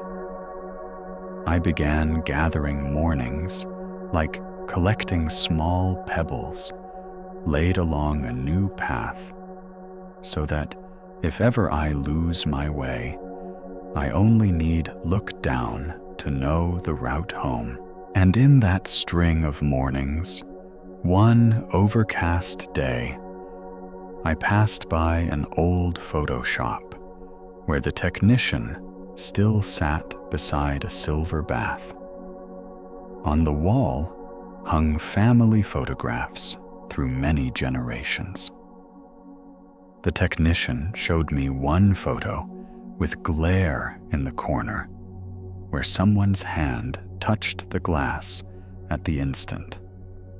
He said that imperfection over time made the family recall the moment of capture more because its flaw felt real. I listened and thought of my ritual, realizing many times I had forced the day to be perfectly ordered just to feel at ease. But it is precisely those slight deviations that generate memory and gratitude. So that evening, I did not force myself onto the familiar chair. I pulled it closer to the window, placed the water glass where light slanted through the curtain, edge and named what was present. The streak of light lying on the table's rim, leaves tapping softly on the roof next door, the pen lying at a slant, as though someone at rest. I let my gaze rest on each detail for a moment before returning to work. Oddly, that day, I completed the difficult section of my writing faster than expected, though I wasn't rushing. as if once the ground is stable enough, tasks find their own rhythm. At the weekend, I went to the intercity bus terminal to pick up a friend. The parking lot smelled of hot rubber. Horns and loudspeakers interwove. I stood at the fringe of trees, observing reunions, a family greeting a returning child, a man holding a purple paper bouquet, waiting a long time, a little one clutching a candy bag, running after a mother. And suddenly, I understood another layer. Humans seeking one another is like the mind seeking foundation. Sometimes we wait too long, mistake the terminal, miss the train. But when we finally meet the right one, all noise recedes, like a backdrop fitted to the moment. My friend stepped off the bus, tired from the journey. I did not press him with questions. I handed him a bottle of clear water and said, "Walk slowly down the tree-lined path to a nearby cafe. Sit, look at the wooden table for a minute, then speak." And in those 10 minutes of silence, we heard more than in many hurried past meetings. Another night, I visited a small letterpress workshop where the craftsman still used rare lead type. He arranged each letter into the frame like laying bricks in a wall of meaning. I asked why he did not use a modern press to speed things up. He laughed, because the hand must relearn the feeling of error and repair deficiency and fill slow but sure. That makes the paper's print voice unique.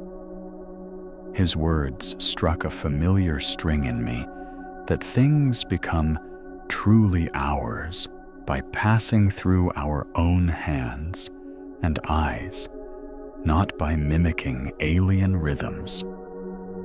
So I returned to my water glass, as one returns to one's own voice, unadorned, undramatic, just clear enough to carry through a wind-tossed evening, one rare clear week.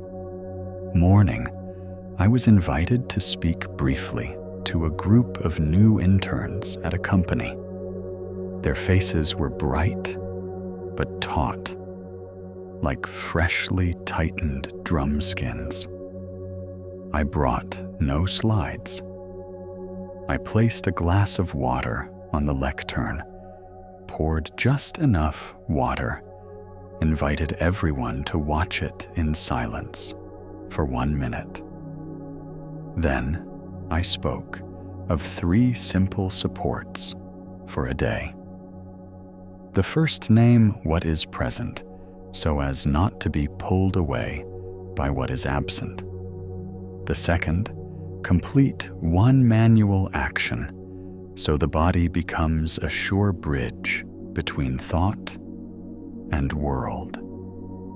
The third, pause 3 minutes before any decision that might cause harm, especially to yourself. We did not talk time management techniques or tips for promotion. We spoke of preserving a day from fragmentation. After that session, a few emails came, not compliments, but short notes. One person said, instead of diving into a futile argument, they walked out to the balcony and looked across for a minute before returning. Another said, placing the glass beside the laptop made them stop typing overly verbose sentences.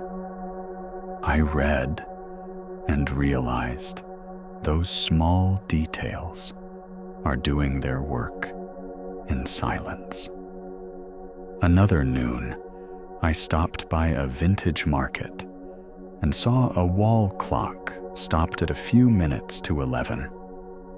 The seller said the battery had died, but the wooden face was still beautiful. I bought it and hung it in the kitchen, not to read time, but to remember that not everything has to run to have value. After hanging it, I cooked a small pot of soup, washed each bunch of herbs, as though washing away a day's tension, placed the glass of water, sat still a few minutes, then ate. The meal was not tastier than usual, but felt enough. Enough turns out to be a very pleasant measure if we pause at the right moment. I also learned to ask questions of the right size.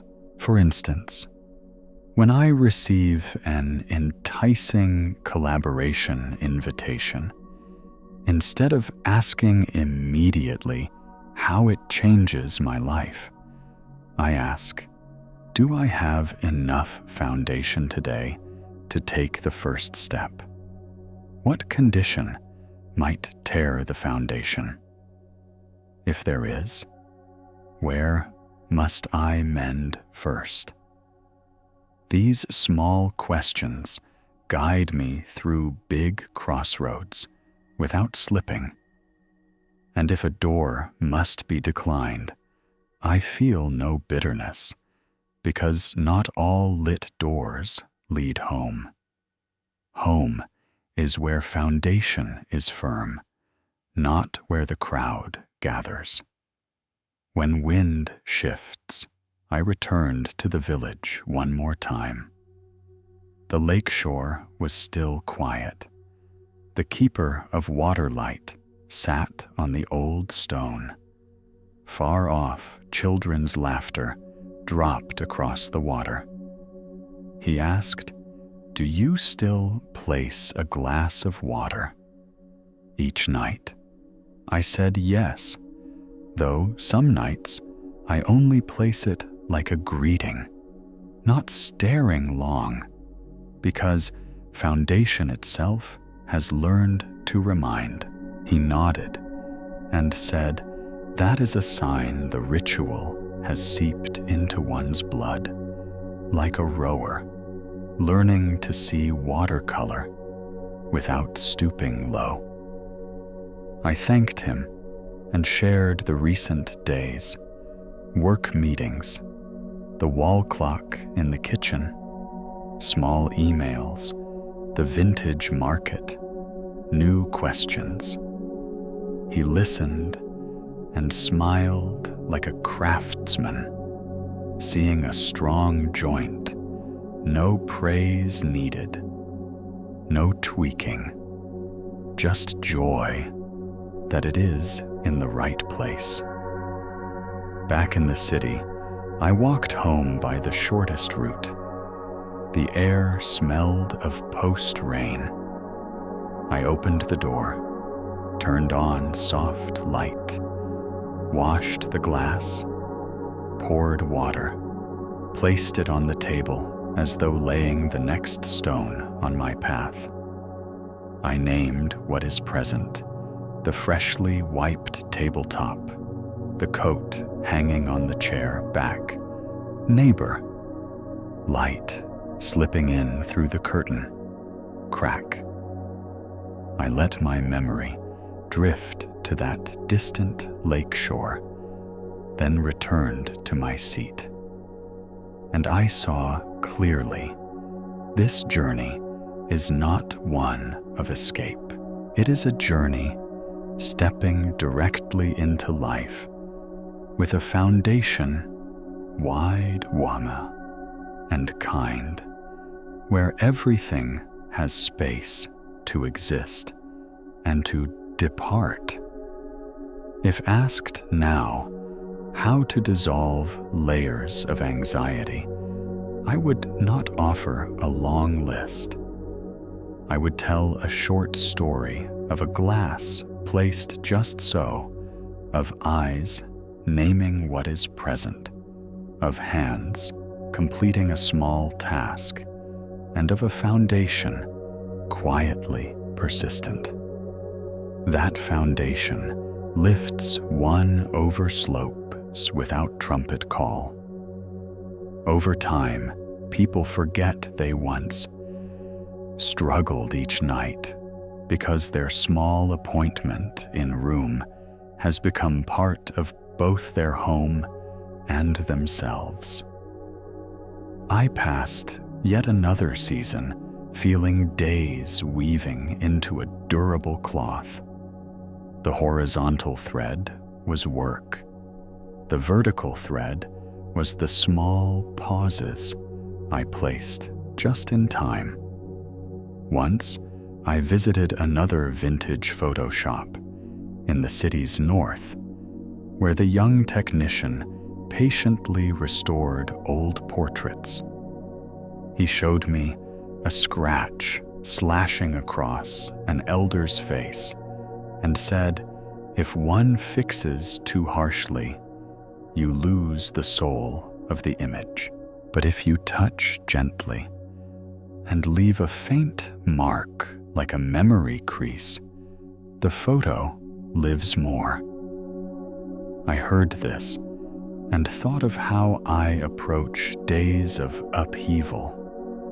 Healing is not erasing, but placing smudges in the right places so one remembers the road traveled. That afternoon, I came home late, placed the glass of water on the table, turned off excess lights, letting my room emerge in soft shadows, like a newly developed photo. I named a few present details: the edge of worn wood, the slightly askew chair, the breeze brushing the curtain. I recognized my heart wanted to crow for perseverance over the seasons. I smiled to that wanting and let it leave as one politely dismisses a guest at dusk. After a few minutes, the foundation was stable again. I opened my journal and wrote a third line that today I choose to set aside perfection to retain the human in work and in life. One weekend, I joined friends journeying into the upland district to a small blacksmith's forge. The elderly smith raised a heavy hammer and brought it down in graceful intervals, each strike not to show strength, but to hear the metal respond. He said, "When you hear the correct pitch, you know you have reached the temper of the blade. Beyond that pitch is breakage." I watched and remembered the old monk at the riverside temple who said stopping at the right moment is part of wisdom. I carried that phrase back to city life and used it in conversations that might turn into conflicts. Stopping at the right moment keeps the peace. Later in my weekend class, I told them the story of the blade's pitch and the pitch of a day. Then I invited each person to place their glass, write a short line describing their trouble in 12 words or fewer. No weighty words, no judgment. Place it beside the glass like a metal bar on an anvil. Sit quietly. A few minutes.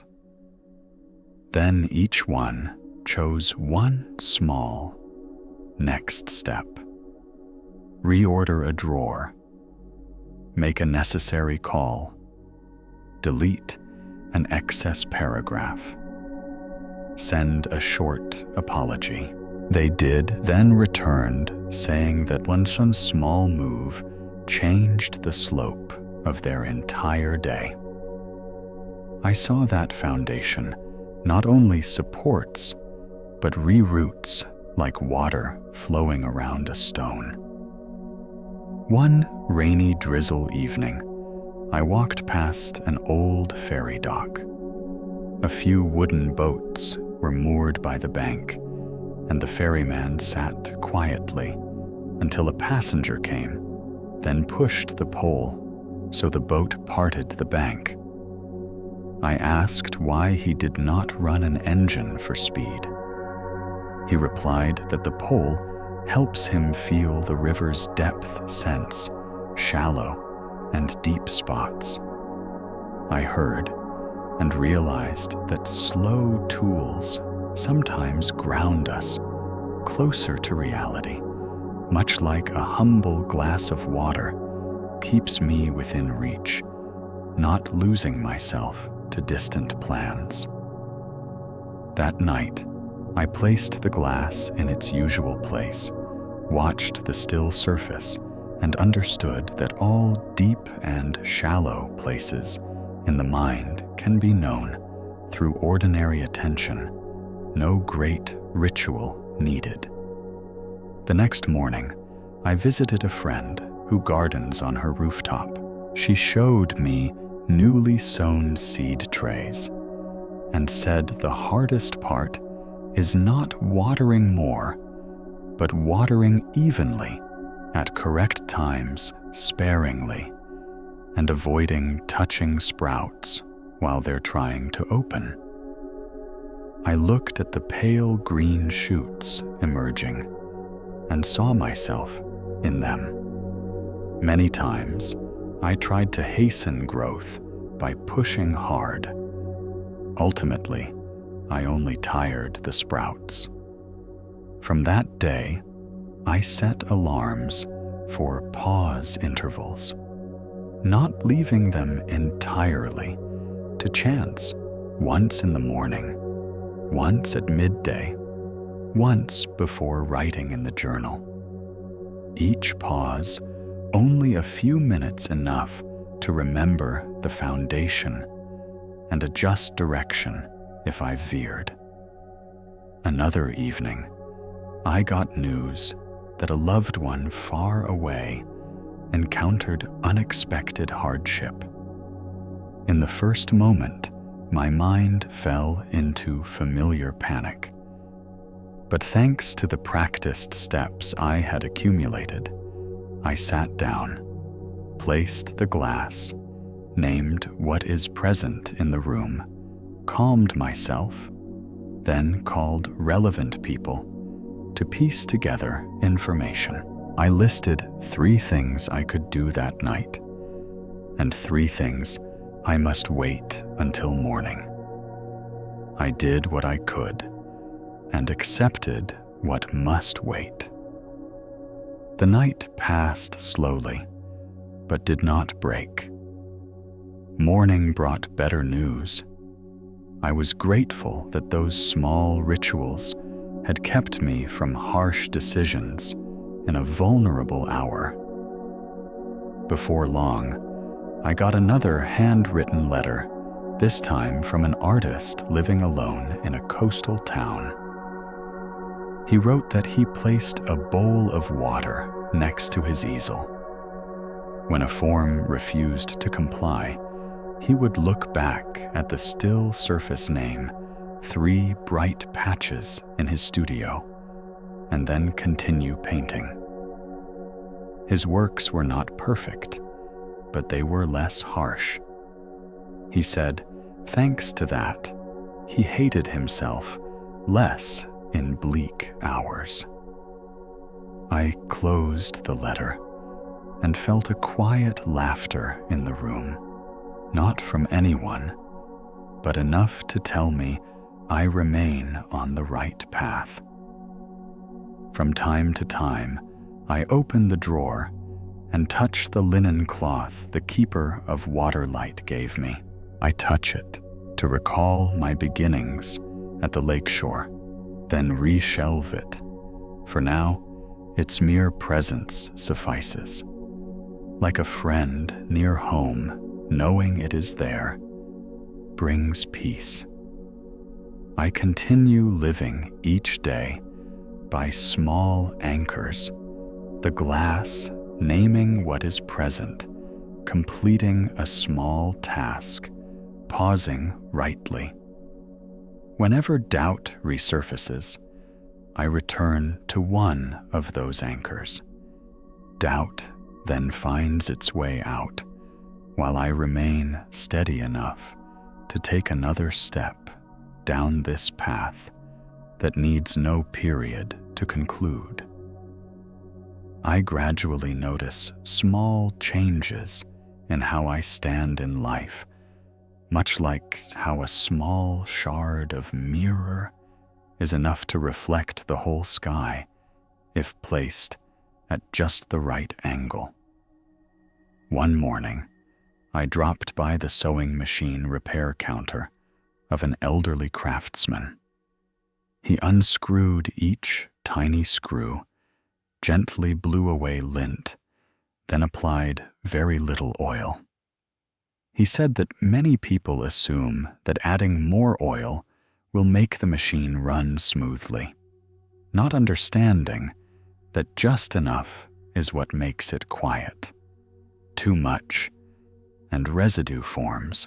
Listening, I recalled the glass of water on my desk at home, realizing that just enough is a quality that does not demand attention, yet it determines the durability of everything. That afternoon, I had a meeting with a difficult group of clients. The atmosphere started heating up with a few hasty accusations. I asked everyone to pause for 3 minutes, look out through the glass window, where a streak of golden afternoon light was spreading. Then each person write one thing they wanted to protect and one thing they could let go. Afterwards, we resumed discussion, and the meeting moved into real substance so quickly that everyone was surprised.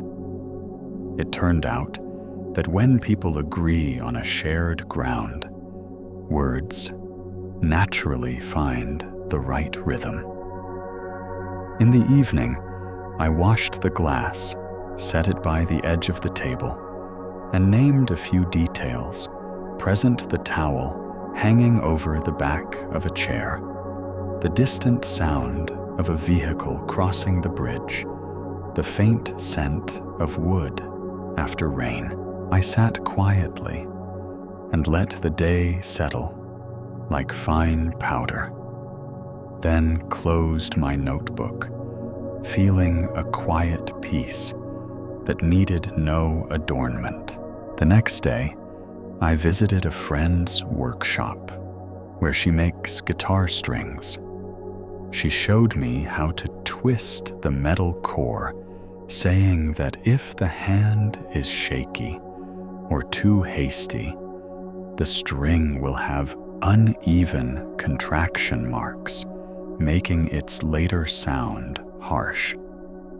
But if one keeps a steady rhythm and forgives small irregularities, the string fits the frame stably. Watching, I thought of the nights I placed the glass of water the way I forgive the ripples in my heart, so the shared foundation does not crack. Halfway through the visit, we paused to make tea. She told me about a time when during a distant concert, she bungled a passage. The audience was silent, but then applauded after she smiled honestly and continued playing. She said that was the night she learned that sincerity has its own resonance. Without asking permission, it still affects listeners. I carried that story home to remind myself that being truthful with the present is the shortest path forward. On the weekend, I and a small group of friends dropped by a beekeeping farm on the outskirts of the city. The beekeeper slowly lifted the hive lid. Gentle smoke calmed the bees. He showed us the newly cast honeycombs, saying that the challenge is to maintain the right spacing so bees can move freely but still build the comb evenly. Get too close, and they get restless. Leave too much gap, and they lose focus.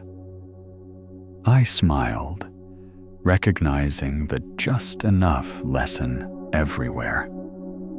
We bought some freshly spun honey. Its warm, mellow scent clung to my fingertips. That evening, I placed a drop on the rim of my teacup and set the glass of water beside it, watching 2 layers of liquid that did not merge, but each reflected the faint ceiling light. I better understood the idea of not forcing parts of the day to blend. Standing side by side is enough. Another afternoon, I sat in a cafe near an old train station. Workers were repairing the tracks for a short tourist route. A technician placed each sleeper on the gravel bed and tapped it into place. The sound was steady, like a distant heartbeat. I opened my notebook and listed 3 tasks for the week, then crossed off one when I realized it was only a desire to prove something, not a true need. With one task gone, the remaining 2 shone clearer, and by evening, I had finished the hardest part. Back at home, I rehung a family photo. The frame was a little crooked. I almost straightened it, but stopped recalling what a photo restorer once told me about the soul in a scratch.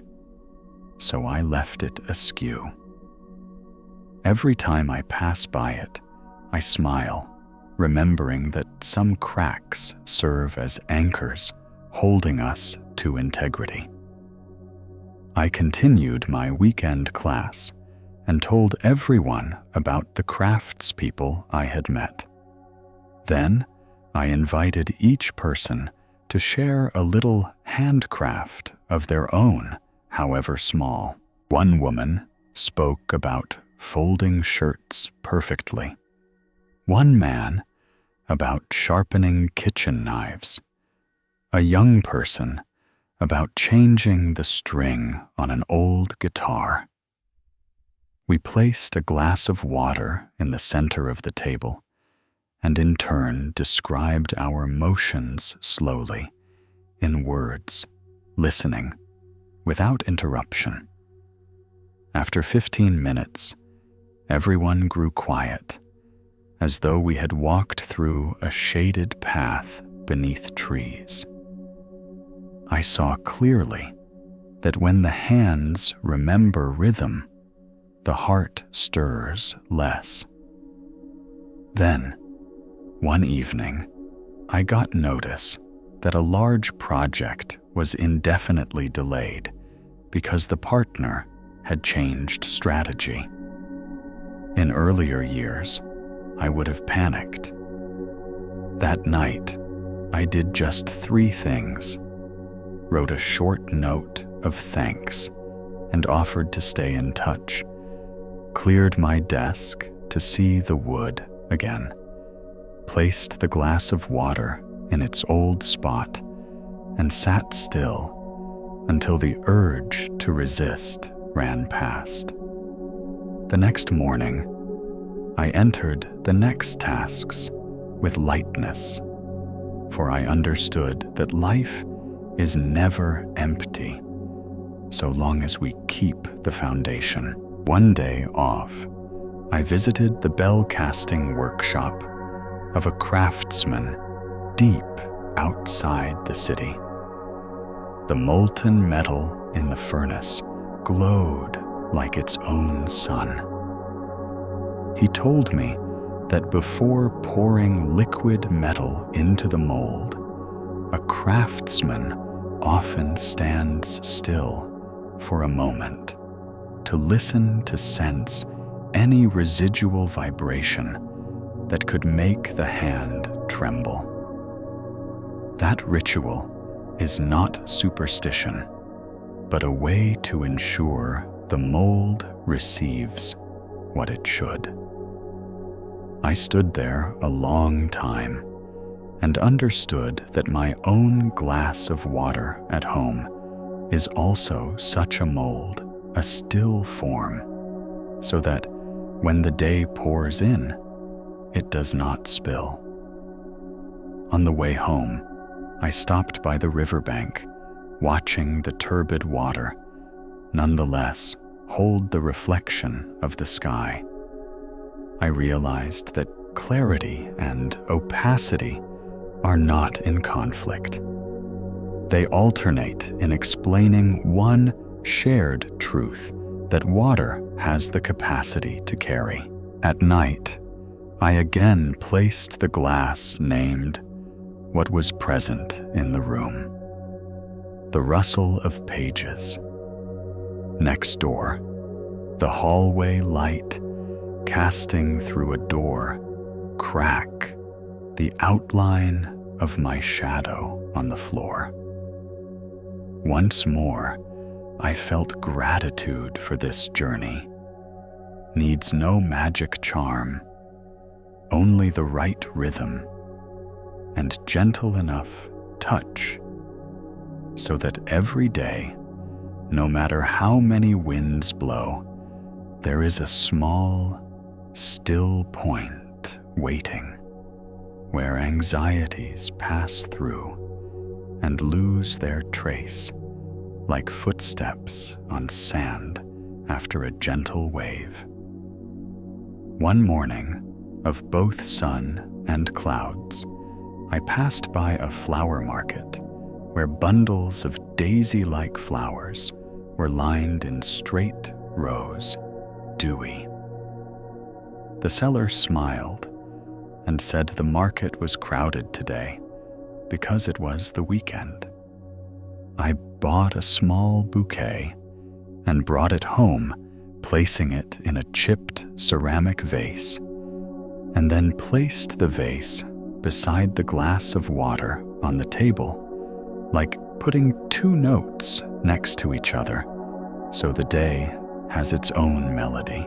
I sat in my usual seat and named a few details in the room, so my heart could recall the foundation, the tablecloth's edge jutting out slightly, the sound of a bird tapping the railing, 2 or 3 beats, then stopping, light gliding from the window frame to the edge of my notebook. With just those small events, the day changed how I saw things.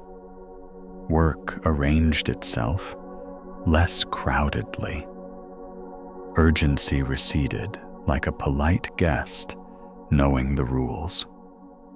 I realized it was not that I grew stronger, but that the foundation rose at the right time. In the evening, I walked through the old quarter. I stopped before a glass repair shop. A young craftsman pressed a newly cut pane into an old wooden frame and gently tapped each corner so that the glass fits snugly but without pressure. I lingered long to watch that seemingly trivial motion, and understood that each day of mine is like a window frame. If you press too much, it cracks. If too loose, it trembles. Just enough is what endures. Back home, I placed the glass near the flower vase, watching the two reflective surfaces chase, then overlap one another. I remembered how many times I had demanded perfection of a day and smiled. Perfection lacks the gentle voice of life. Just right, has it? Because it accepts a person with all their flaws. A few days later, I visited the pottery workshop of a friend. She was sanding the foot of a freshly fired bowl, moving her hand in a gentle circle so the bowl sits stable on the table. She said that many students like to design the rim, but forget the base, while the base is precisely what keeps a bowl alive through meals. Her words felt like a window opening before me. For years I too often drew the rim, but forgot the foot, focusing on what's visible and ignoring the foundation. From that day, I added a small evening ritual, placing my palm on the wooden tabletop for a few beats to recall that this surface supports me. And I felt a very ordinary but lasting gratitude. At the end of the month, I received an invitation to speak to a group of volunteers about keeping rhythm for activities around a small library. I brought a glass and a ceramic bowl, placed both on the table, like two people of different characters, and told them that whether delicate or rough, if treated properly, both can reflect. Then I invited everyone into silence for a few minutes to name what was present. Pages, turning chair legs, whispering on the floor, the scent of old paper light slanting onto a part of an empty chair's back. We then began arranging a surprisingly simple plan. Nobody tried to prove themselves. Everyone saw their part to do first. The meeting ended lightly, like a rainstorm, easing to leave the street shining. I walked home through the park, heard a street band play a rounded song, and understood that when music has a foundation, listeners do not tire, just as when a day has ground those living through, it do not exhaust themselves. At home, I brewed a light pot of tea, broke off a small piece of bread, let the flower vase tilt slightly so the daisies leaned toward the glass. I sat for a long time doing nothing, letting calmness spread from objects into my chest, like light changing color on the wall. In that moment, I recalled the person who tended light by the lake, remembered the linen cloth folded gently in a drawer, like a greeting from past to present. I understood that some things we do not need to use often. We only need to know they exist like a milestone, like a bell hung at one's porch, silent, yet reminding those inside to walk slowly. The next morning, I caught an early car to the suburban area, passing over a new bridge. The bridge cast its reflection on the river into even black and white rhythms. Looking through the window, I thought of the many slender bridge spans that have carried me over rainy days, the small pauses in my schedule, the minutes naming objects, the glasses placed just so, the times pausing, right in a tense conversation, all a system of small but solid bridges, enabling us to continue without supernatural force to arrive, without exhaustion. By noon, I visited a village making traditional mulberry paper. The artisan scooped a framed screen from the vat, tilting it at a just right angle so the water drains evenly. I asked how he knows which angle is correct. He said, "One must listen with the eyes and skin," which made me laugh, because that answer seemed apt for everything I am learning. Listening with eyes and skin means being present with sensation, not letting thought leap too far ahead. We sat speaking a short while, then parted ways. I carried home a few wet sheets of paper and placed them on the table next to the glass of water, watching them dry, as though watching a day return to still. One afternoon, the city suddenly experienced strong wind. The potted plants on the balcony swayed.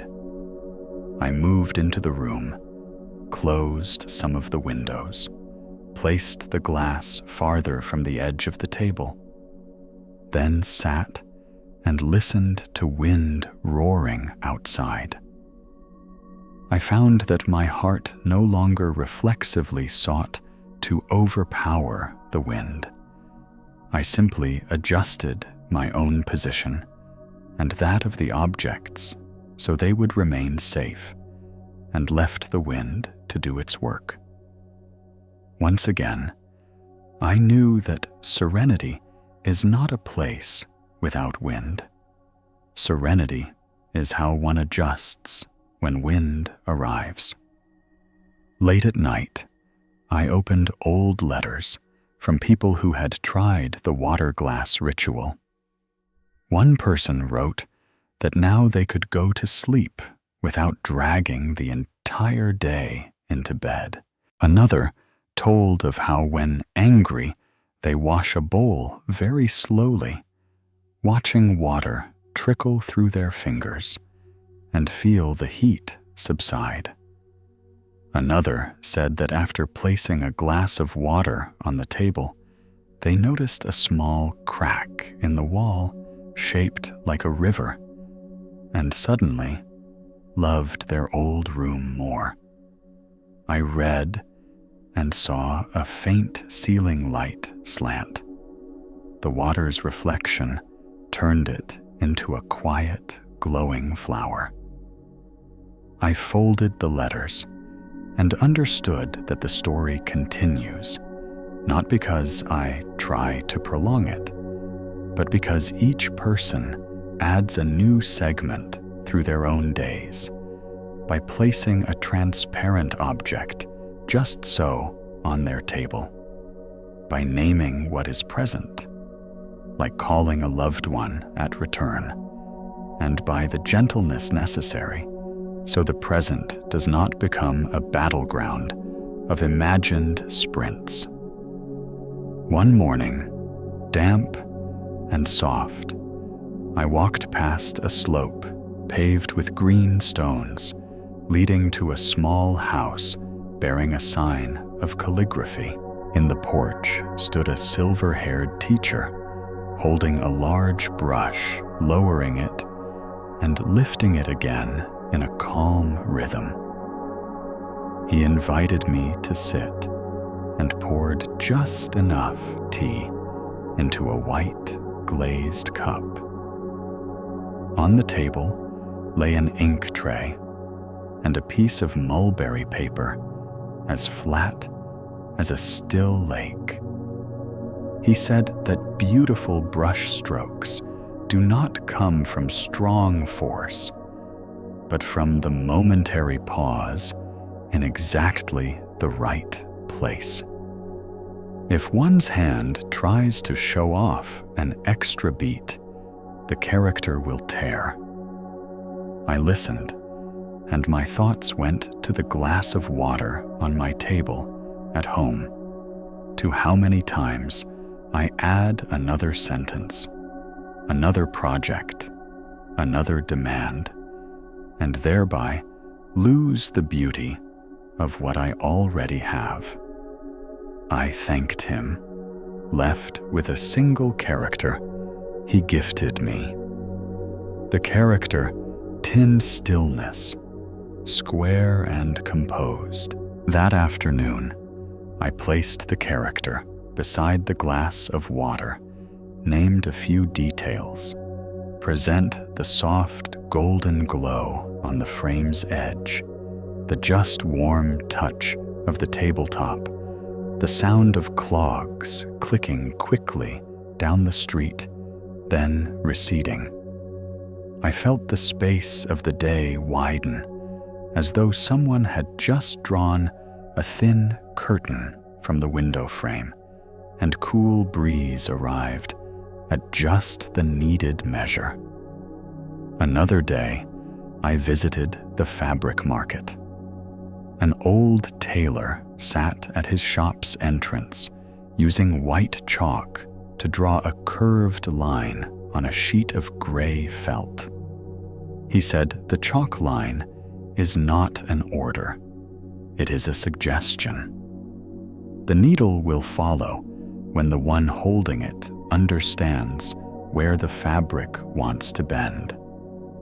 In that moment, I realized that my plans should be suggestions, not railroad tracks, leaving space for the heart to turn if needed.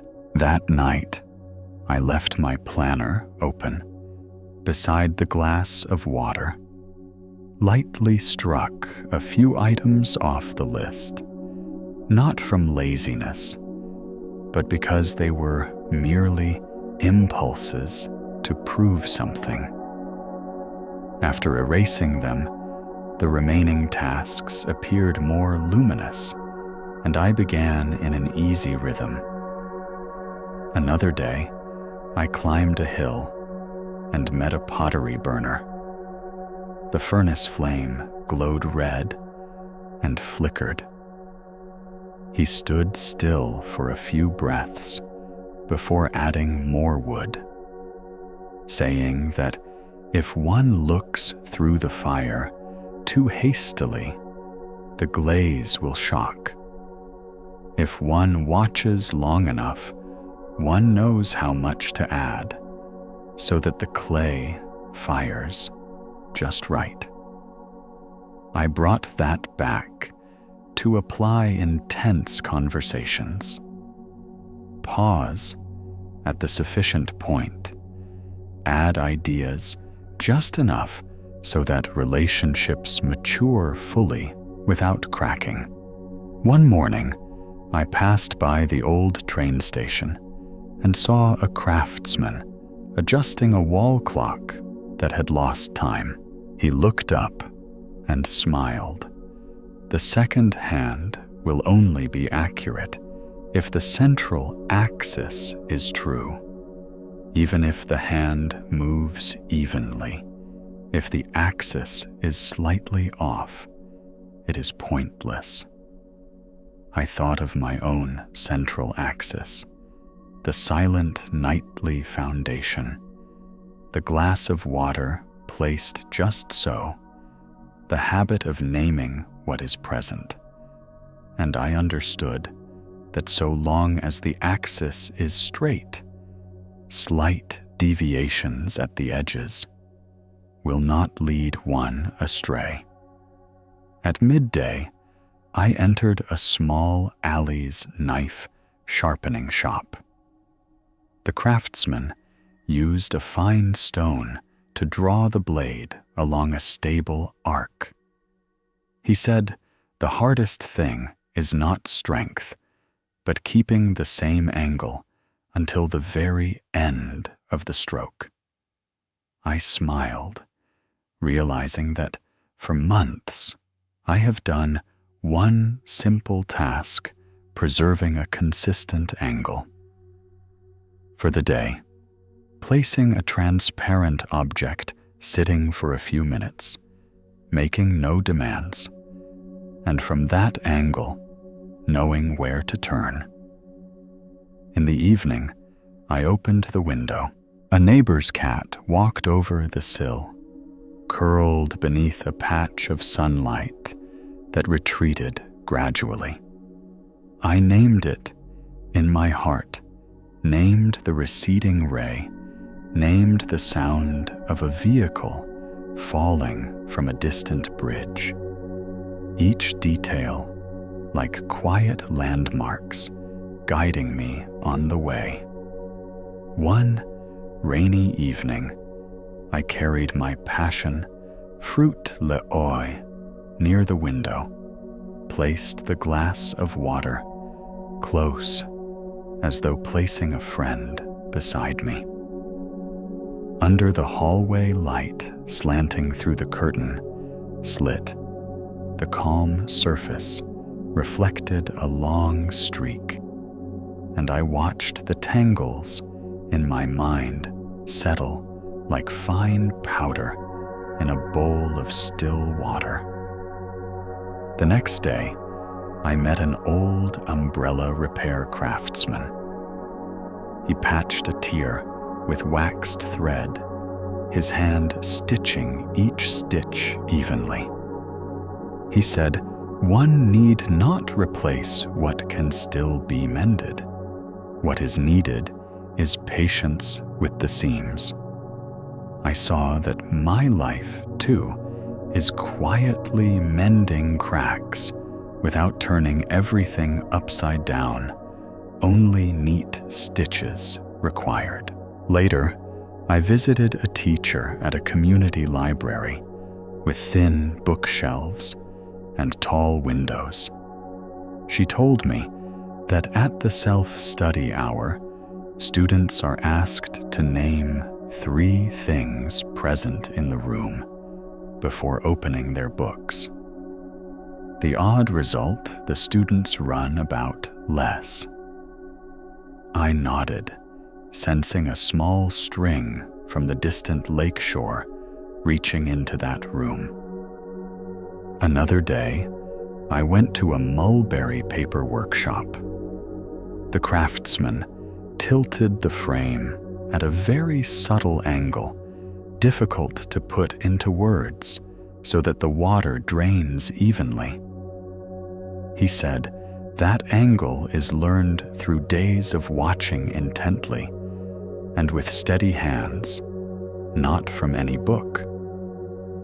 I quietly rejoiced, realizing I too am learning such an angle for life. An angle just enough to receive and just enough to release. I continued my weekend class, inviting each person to tell a hand gesture that calms them. Someone told of brushing a dog's fur, another of wiping the kitchen surface after a meal, another of folding a child's shirt into neat squares.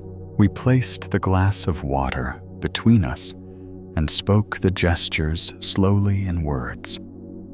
The room seemed to expand, and everyone found it easier to breathe without needing grand theory. At the end of a quarter's work, I received news of a promising contract. I did not rush to celebrate. I cleared my desk, placed the glass, as usual, named a few details, the tick of the clock over one mark, the scent of the new envelope, unopened the light resting on the edge of a chair. I saw success as a guest who arrives and leaves. The foundation is the true host. I wrote a thank you letter to my collaborators, short and clear, not overstated, and then set to the next work. One late evening, I strolled slowly along the canal bank. A man flew a kite at night, letting the string glide softly in the weak wind. He said a kite needs not constant jerking, but a string held in a gentle, steady rhythm. I recalled the guitar string, the chalk line, the knife blade, the clock second hand, all reminding one truth: gentle strength is a just right rhythm. I returned, washed the glass, placed it on a cloth to dry, dimmed the lights, and in the room remained a warm halo enough to see clearly that I do not need a banner, only a loyal ritual. The next morning, I stopped at a ferry landing. I watched the turbid water reflect the sky so distinctly. I believed that clarity and opacity do not oppose. They alternate in expressing a shared capacity to hold. When I returned to my table, I placed the glass right between the two zones of light and shadow cast from the window. I sat quietly, named each fragment, present the pen leaning. The notebook opened to the middle, the sound of a coat falling softly on the chair. Then wrote a few neat lines about 3 priority tasks, closed the notebook, and entered the work without hurry. I understood more clearly that these small steps are sewing my life into a fabric with endurance. Each stitch is an evening, placing a transparent object, a moment, naming what is present, a complete hand gesture. And when uncertainty seeks to return, it still has a way through, but no place to stay, for the house already has a resident. This resident does not speak loudly, only with quiet resolve. And it is precisely that quiet resolve that creates a peace requiring no ornament. Some mornings, the sky is dull like a sheet of paper, not yet dried. I still pour water into a glass and place it in exactly its position on the edge of the table. Then step into the street with the posture of someone connecting 2 ends of the day with a fine thread. That time, I entered a hand shoemaking shop where a young craftsman struggled to stretch leather onto a mold. His teacher stood behind him, shaking his head, saying, "Warm the leather with your palm before pulling. If hurried, the leather will crack at the place you thought was strongest." I sat and watched, realizing that in life too, what we believe strongest often cracks when pulled without tenderness. In the evening, I placed my hand on the tabletop for a few beats, naming what was present: a droplet lingering at the glass's edge, the soft click of a window across the street, closing, the scent of damp leaves still in the air. Suddenly, all my hasty plans lined up. None insisted on going first. Another day, I visited a silk screen workshop run by a group of young people. They stretched frames, exposed screens, then pulled ink across the silk with even force. They said, if you press hard at the end, the ink pools. If you release too soon, the line gaps. They laughed and said the secret is simply maintaining rhythm. I watched a shirt appear layer by layer, understanding further that all achievements that seem sudden are really the result of repeated even pulls until they become natural. That night, I sat under a small lamp. The glass's reflection formed a soft, circular streak. I lightly crossed off a few tasks in my list, having realized they were only to show off to myself. By removing them, the list became real, and the necessary work felt closer. The next day, on a long ride, I opened my notebook and wrote only 3 lines describing the scene before me. A field of reeds, a low bridge, a silver roof. I closed the notebook, sensing it was enough. I would not force more inference. Let those 3 markers become the backdrop for the rest of my day. Later that afternoon, I called at a shop for repairing old musical instruments. The craftsman listened intently to the vibration inside a guitar's box, then touched a small brace ever so lightly, saying, "Sometimes just adjusting a tiny element makes the whole instrument change its voice." His words made me think of the habit of placing the glass of water, maybe staring at its calm surface for 3 minutes each night does not change the world, but it changes the voice of the next day, and that itself is part of the silent miracle. One evening, I nearly forgot the ritual. As soon as I lay down, my mind dragged me up again with a chain of hypotheticals.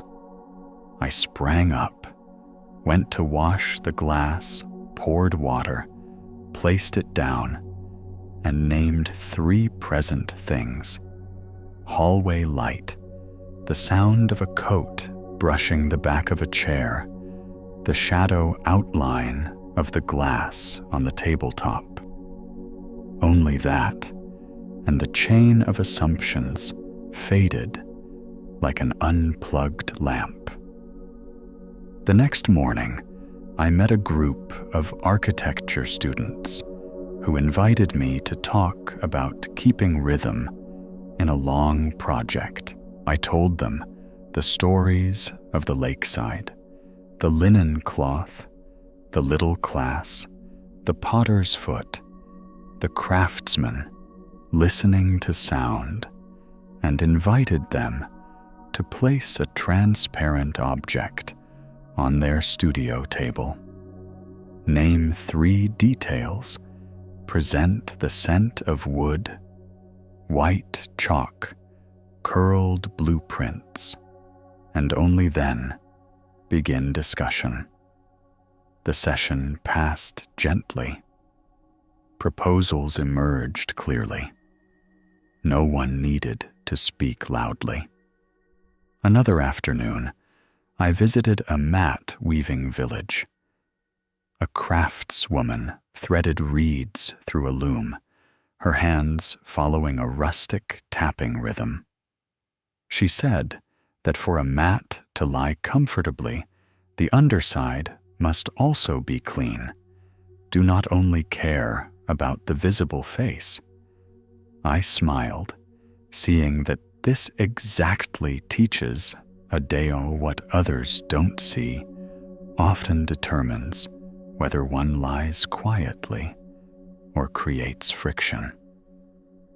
That night, I cleaned out an old drawer, discarded expired papers, flattened some old photos, placed the glass on the top shelf, and sat for a while. It felt as though the room expanded one beat. I jotted a very short sentence in my notebook. Order does not shout slogans. Order only needs an invitation. Then I dimmed most lights, leaving a gentle beam. In the following days, I practiced pausing 3 minutes before giving important answers, not to stall, but to sense whether part of me wants to win rather than understand. One pause changed how I spoke and spared a relationship from splitting. Another helped me decline a sparkling opportunity with hollow foundation. Each time I saw more clearly that peace is not a decoration we attach to life after finishing everything. Peace is a foundation. The foundation lets every work take its proper form.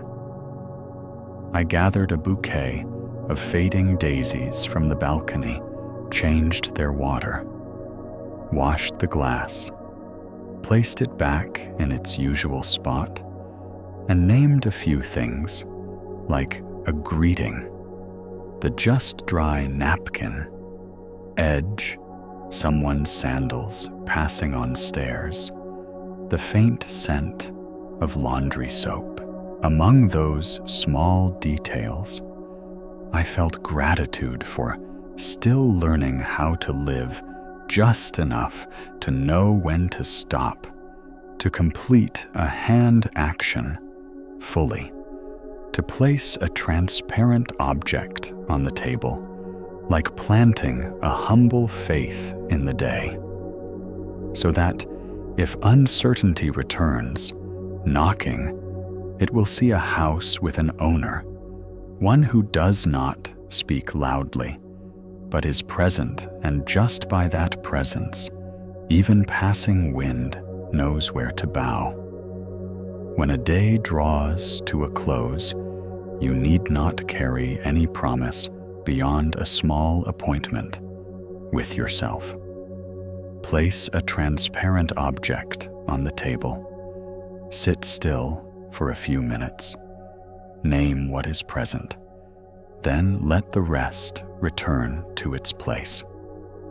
From that simple gesture, you will watch worries lose their leading role. Necessary tasks find their order. Relationships find softness to continue.